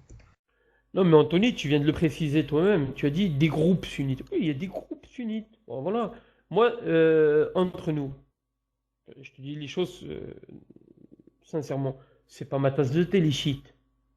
Tu te doutes bien, je suis sunnite, y compris l'orthodoxie sunnite. Forcément, les chiites et moi, c'est pas. Mais maintenant, moi, je te le dis, entre un sunnite et un chiite et un sioniste, je préfère le chiite. Et on peut avoir tous les. Et pas parce qu'il est musulman. Si tu me mets un antisioniste bolivien ou un antisioniste vénézuélien ou un antisioniste américain blond aux yeux bleus, je choisirais l'antisioniste. Voilà.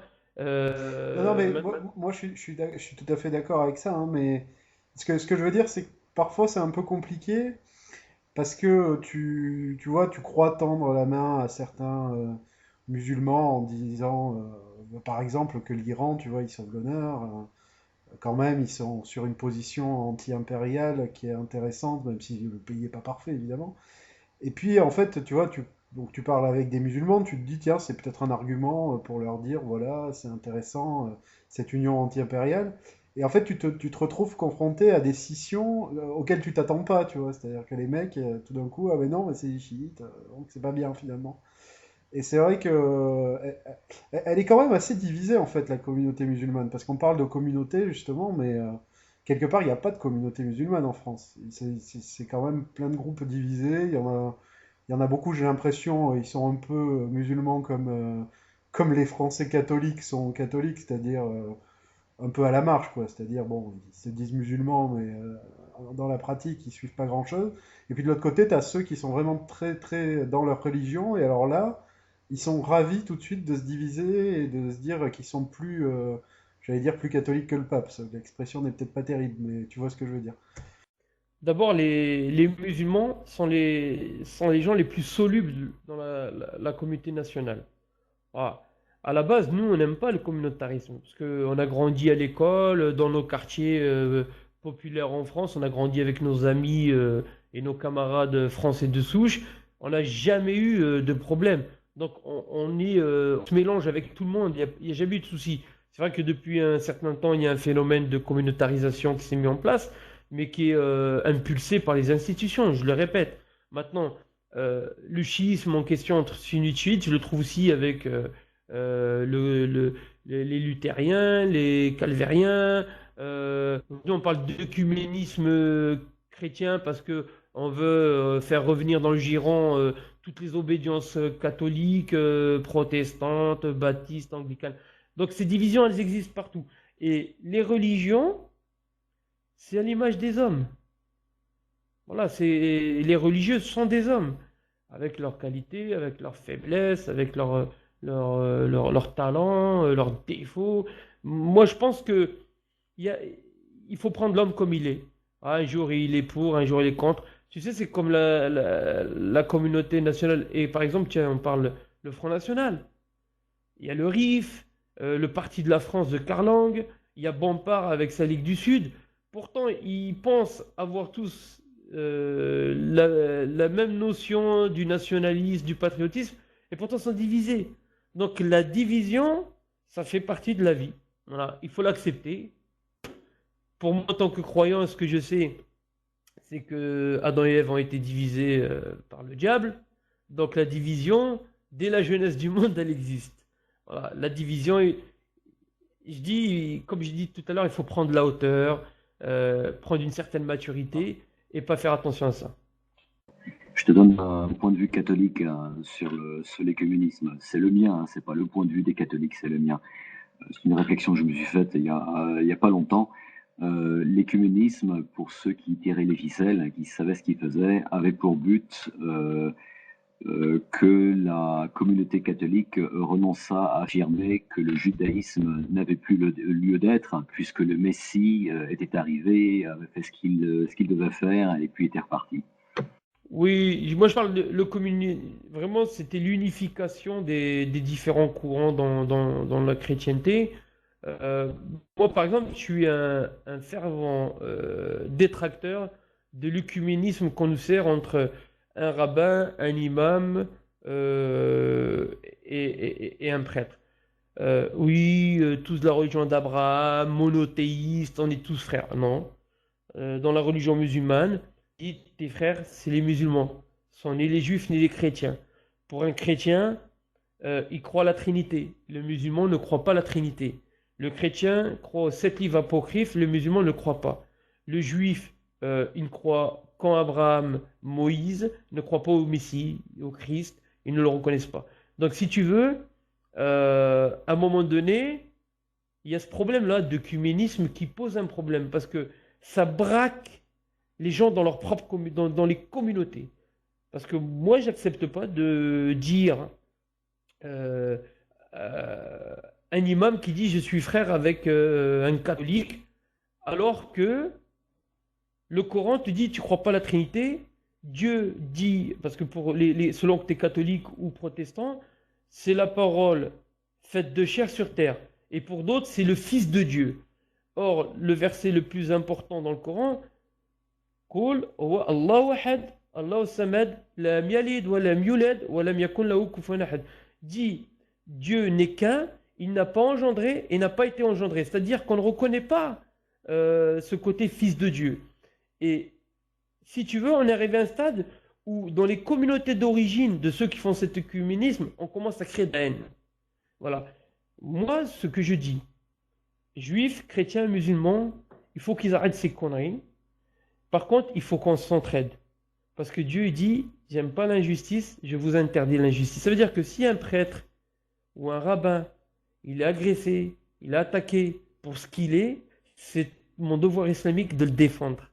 Voilà. Aujourd'hui, ce que je dis, je veux me battre aux côtés des patriotes chrétiens, musulmans, juifs, mais je veux pas de cet œcuménisme bidon, tous frères, on s'embrasse, ça se congratule et tout. Ça fait beaucoup de problèmes cet œcuménisme. Voilà. Et pour moi, l'œcuménisme, ce terme, il doit être appliqué qu'à l'Église chrétienne qui veut réunifier tous les courants de la chrétienté. Ça marche pas non plus, hein. D'un point de vue protestant ou catholique, hein, il n'y a d'unification que si l'un ou l'autre abandonne sa religion, le protestant devient catholique ou le catholique devient protestant, parce que protestantisme et catholicisme sont eux aussi irréconciliables. Ouais, il y a un peu des passerelles de discussion entre les uns et les autres. C'est vrai, puis il faut pas oublier, ça repose quand même sur des blessures historiques. La Saint-Barthélemy, en Allemagne, oui, t'étais protestant, c'était le bûcher. Je veux dire, il y a un lourd passé entre eux. Mais je pense que il serait bien pour les chrétiens du monde que tout le monde discute. Voilà. Comme moi j'ai fait avec Jean-Marie Le Pen, comme moi je fais aujourd'hui avec des gens, des anciens de l'OS. J'ai rencontré des gens qui étaient dans les commandos Delta, qui ont fait péter le port d'Alger, avec qui j'ai passé des soirées extraordinaires, avec qui on a discuté, on s'est expliqué. Et je crois que voilà, le monde a besoin de discuter. Voilà, on est dans le chaos mondial, il faut discuter. Voilà. Après, on pourra pas certes se réconcilier avec tout le monde, mais au moins on aura essayé au moins de discuter ensemble. Ce que je voulais dire, c'est qu'il n'y a pas seulement un passif historique. Ça, d'ailleurs, faut passer au-dessus parce qu'on n'en est pas responsable et on n'a pas à hériter de la haine qui avait lieu autrefois. Le différent est d'ordre théologique. C'est pour ça que je dis qu'il n'y a pas de réconciliation d'un point de vue purement religieux. Je ne parle pas du point de vue historique. Il n'y a pas de réconciliation ou d'unification possible.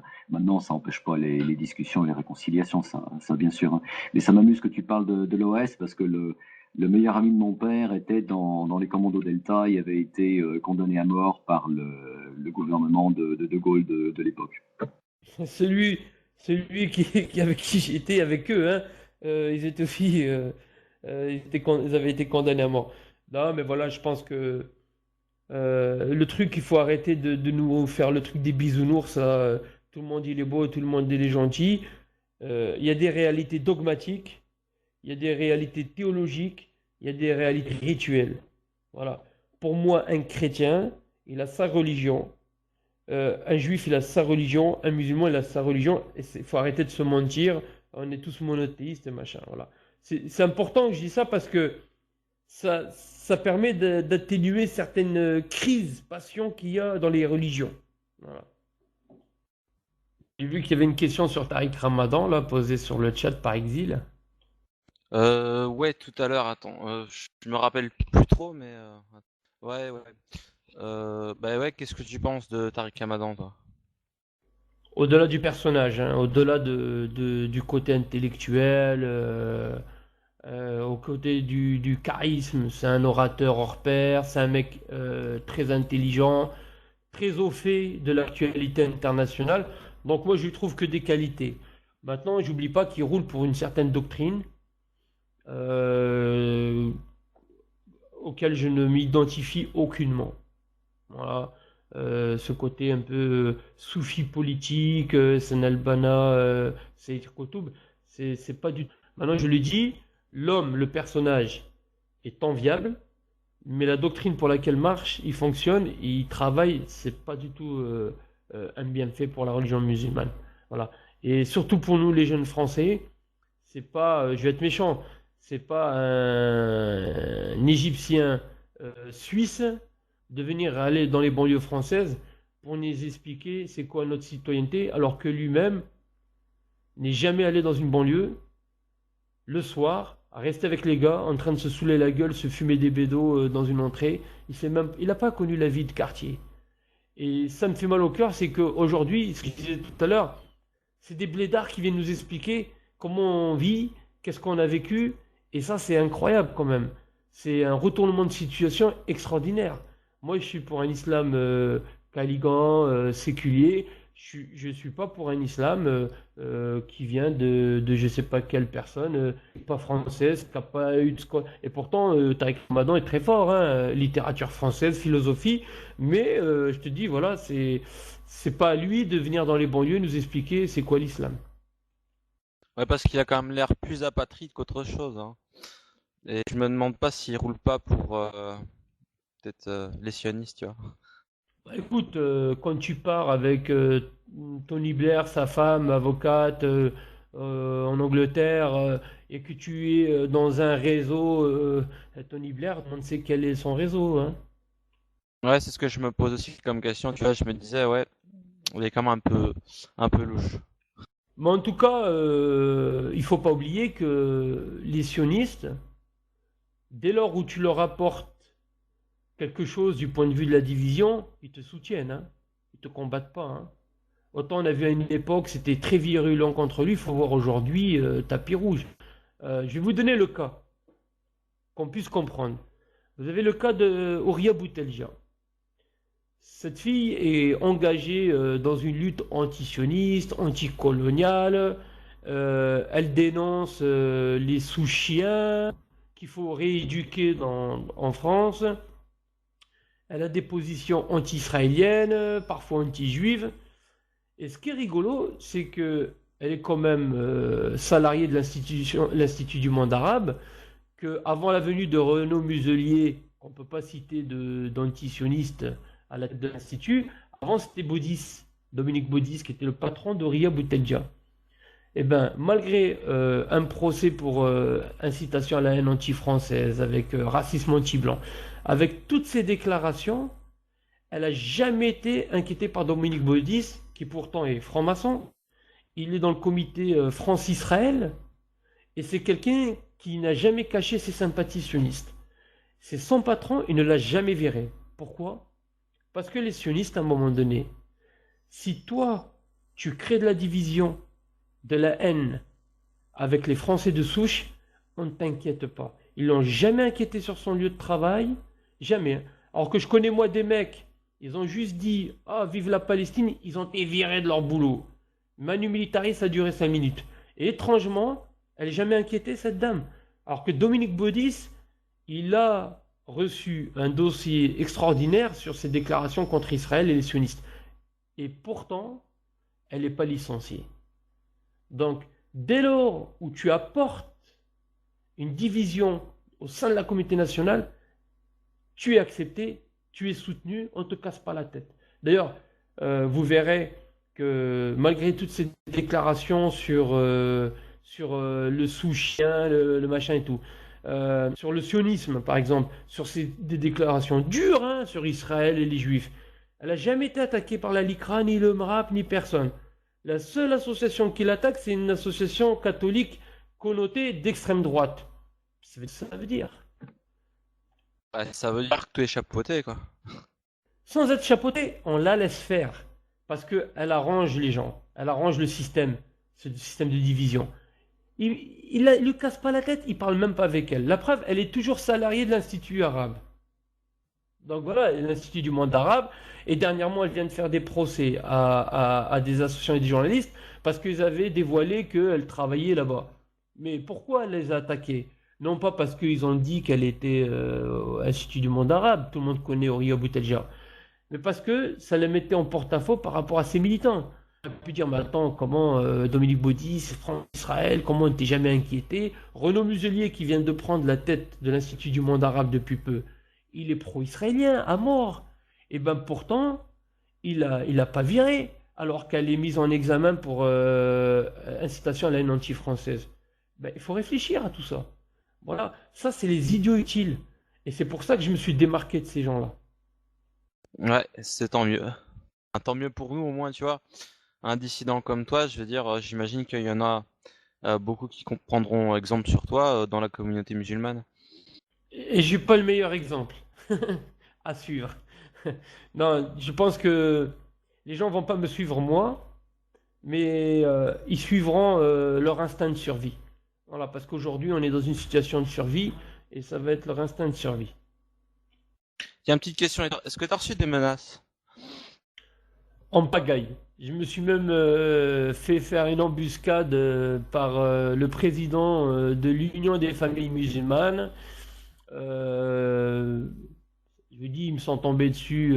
Il a mangé la raclette de sa vie et ça a été chaud puisqu'il a été évacué par les pompiers. Il a porté plainte contre moi. Alors c'est eux qui m'attaquent. J'ai eu beaucoup de menaces. Il faut savoir que j'étais à un moment salarié de l'office HLM OPAC 13. J'ai été licencié Manu Militari pour menace de mort sur un cadre avec le témoignage de 5 personnes.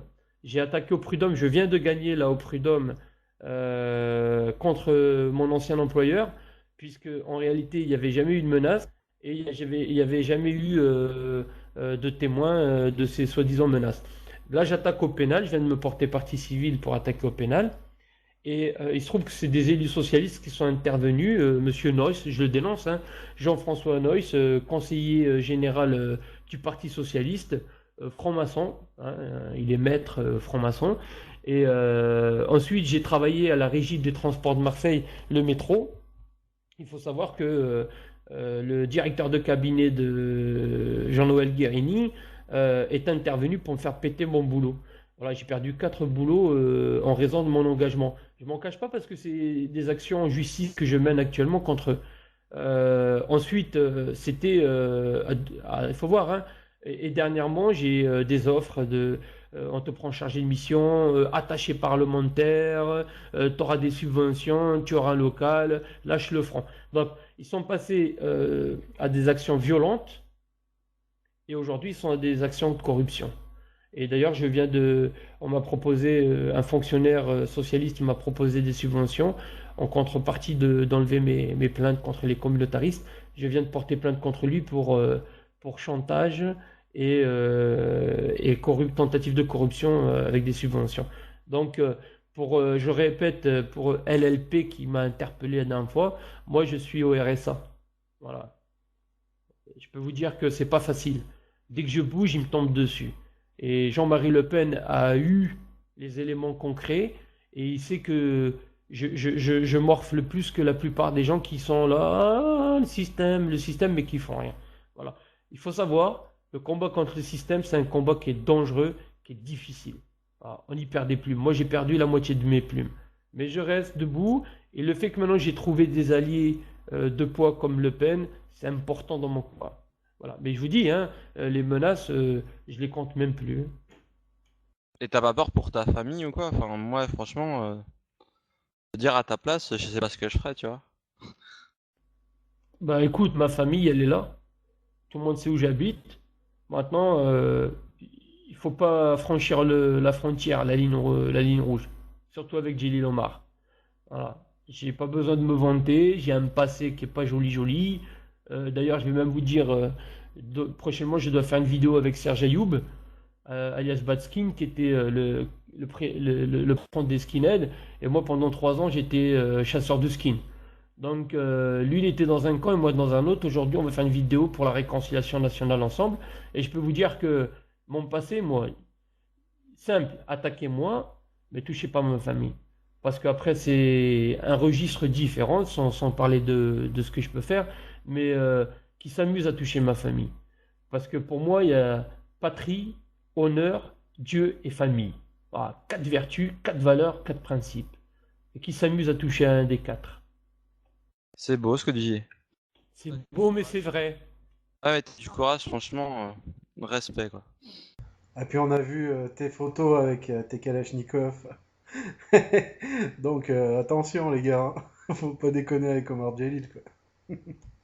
Et pourtant, je suis un mec gentil, modeste. Je te dis, le monde qui m'appelle, je les tutoie, les gens me prennent, oh, on peut te tutoyer. Non, non, vous pouvez, bien sûr.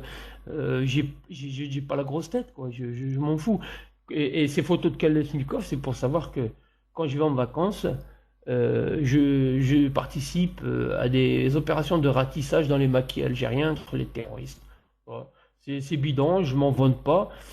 Si j'ai mis les photos, c'est pas pour faire le show, c'était pour fermer la gueule à certains au Front National qui commençaient à insinuer que j'étais un islamiste qui faisait la taqiya, donc le secret de la dissimulation.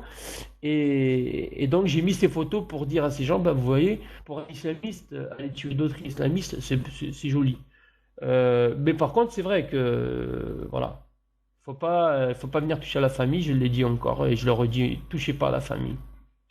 Et d'ailleurs, j'ai vu que ça a été repris par F2 Souche avec. Qu'est-ce qu'ils ont mis encore? Je sais pas si t'as vu. Oui, j'ai admiré. Mais vous remarquerez que d'habitude les commentaires sont extrêmement virulents et là ils sont assez modérés. Et c'est repris par les identitaires, je crois, F2 Souche.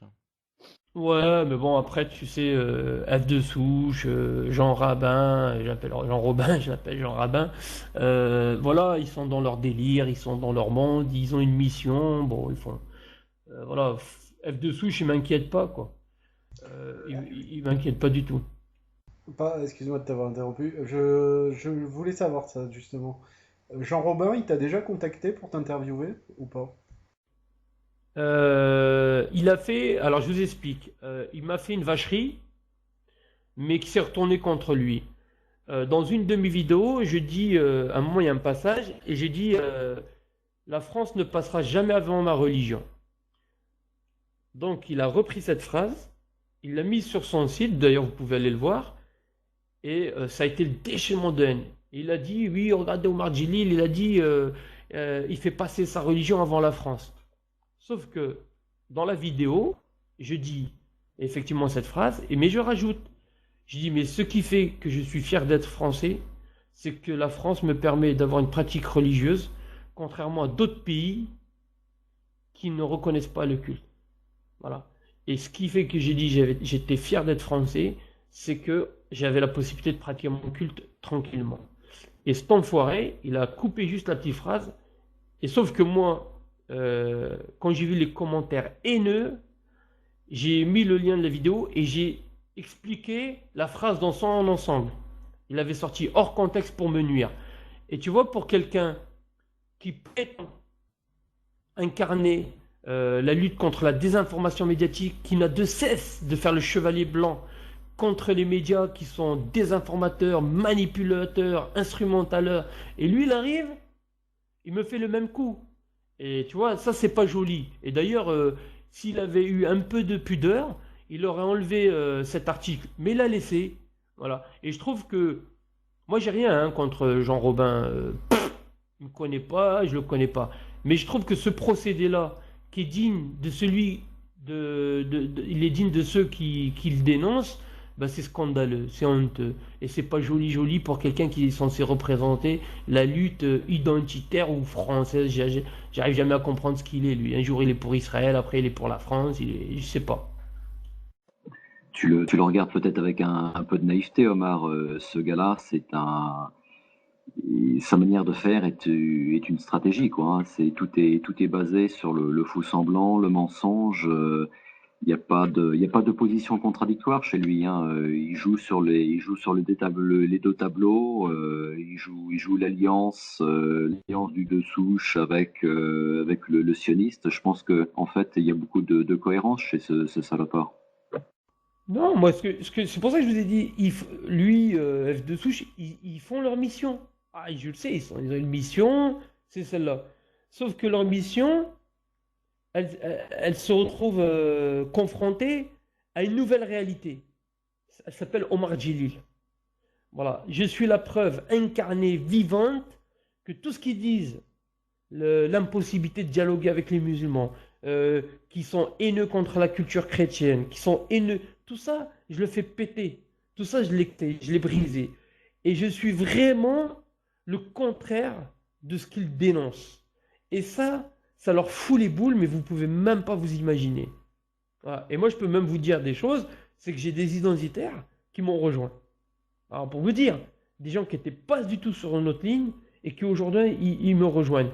Preuve que, avec le temps, les gens, ils reviennent à la raison et à la tempérance et ils deviennent modérés et ils comprennent le message qu'on essaie de véhiculer. Et il sera d'autant plus fort aujourd'hui avec Jean-Marie Le Pen. Mais je vous le dis, je n'attends rien de ces gens-là parce qu'il n'y a vraiment rien à attendre. Bah, faut reconnaître que Jean Robin, qui fait des trucs pas mal d'ailleurs, par ailleurs, il y a certaines interviews qui sont de bonne qualité, mais c'est quand même un des mecs qui met le plus en scène toutes ces associations là, Riposte laïque, machin républicaine là, de Christine Tazan. Je sais plus quel est le nom exact, mais bon, tu vois de quoi je parle. Et c'est un de ceux qui fait le plus monter tous ces trucs-là en leur donnant la parole en long, en large et en travers. Alors, c'est sous prétexte de liberté d'expression. Moi, je suis tout à fait d'accord, hein, ils ont le droit de s'exprimer, ces gens-là, il n'y a pas de problème, mais Mais je veux dire, leur donner la parole à ce point-là, je veux dire, à un moment, bon, voilà, ils ont dit ce qu'ils avaient à dire, mais là, ils relancent à chaque fois qu'ils font une conférence, ils filment en intégralité. Et donc, c'est vrai qu'on voit quand même qu'il y a un projet clair derrière qui se dessine, hein. Même si par ailleurs, il peut faire d'autres trucs pas trop mal, mais bon, ça reste toujours quand même dans ce cadre-là. Ouais, il a des bons trucs, hein. Des fois, je lis sur ses enquêtes et débats, je crois, ou ouais, c'est ça. Si, il a des bons Ouais, trucs. c'est ça. Il a d'ailleurs, il y a un ami à moi qui travaille avec lui maintenant sur des articles, Christopher Links, qui avant avait le Bréviaire des Patriotes, qui d'ailleurs fait des bons articles et tout. Maintenant, je vous l'ai dit, la politique de la chaise vide, elle était bonne pour personne. Voilà. Aujourd'hui, Omar Djelil, avec ce qu'il peut incarner comme combat, comme effort, comme sacrifice, c'est ce qui va remettre le niveau. Voilà, il y a de plus en plus de gens qui se reconnaissent dans mon combat. Alors, je suis pas le Messie, je suis pas Gandhi, je suis pas Martin Luther King, je suis pas Mandela, mais à mon petit niveau, modestement, avec ma petite pierre que je pose à l'édifice, à un moment donné, je suis une réponse à un vide.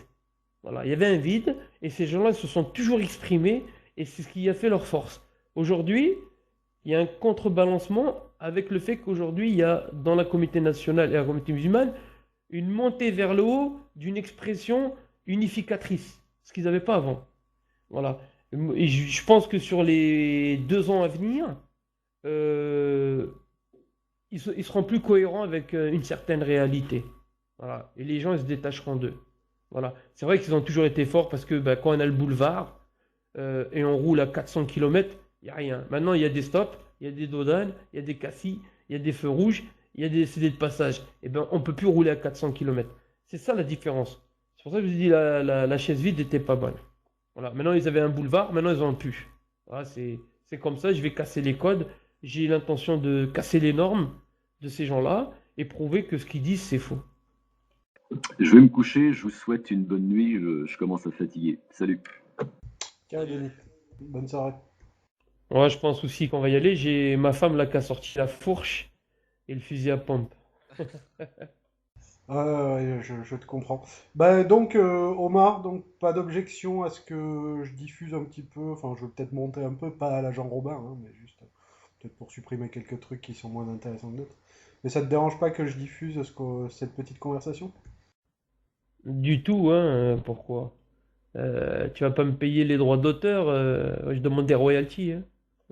Bah, on verse au pourcentage et comme on est entièrement gratos, ça va pas te ramener beaucoup.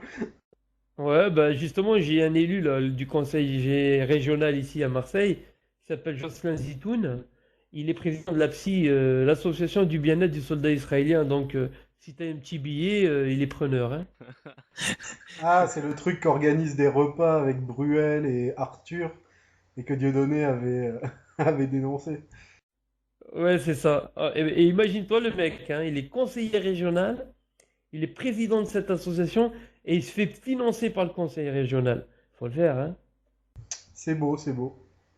Bah écoutez, bonne nuit à tous, en tout cas. C'était très sympa cette petite conversation. Ok, Anthony, Jando, Exil, Ave Mega, Vintar, Thomas, James, Eric, Chelouk, bonne fin de soirée. Ouais, bonne fin de soirée. Ciao. Merci, ciao.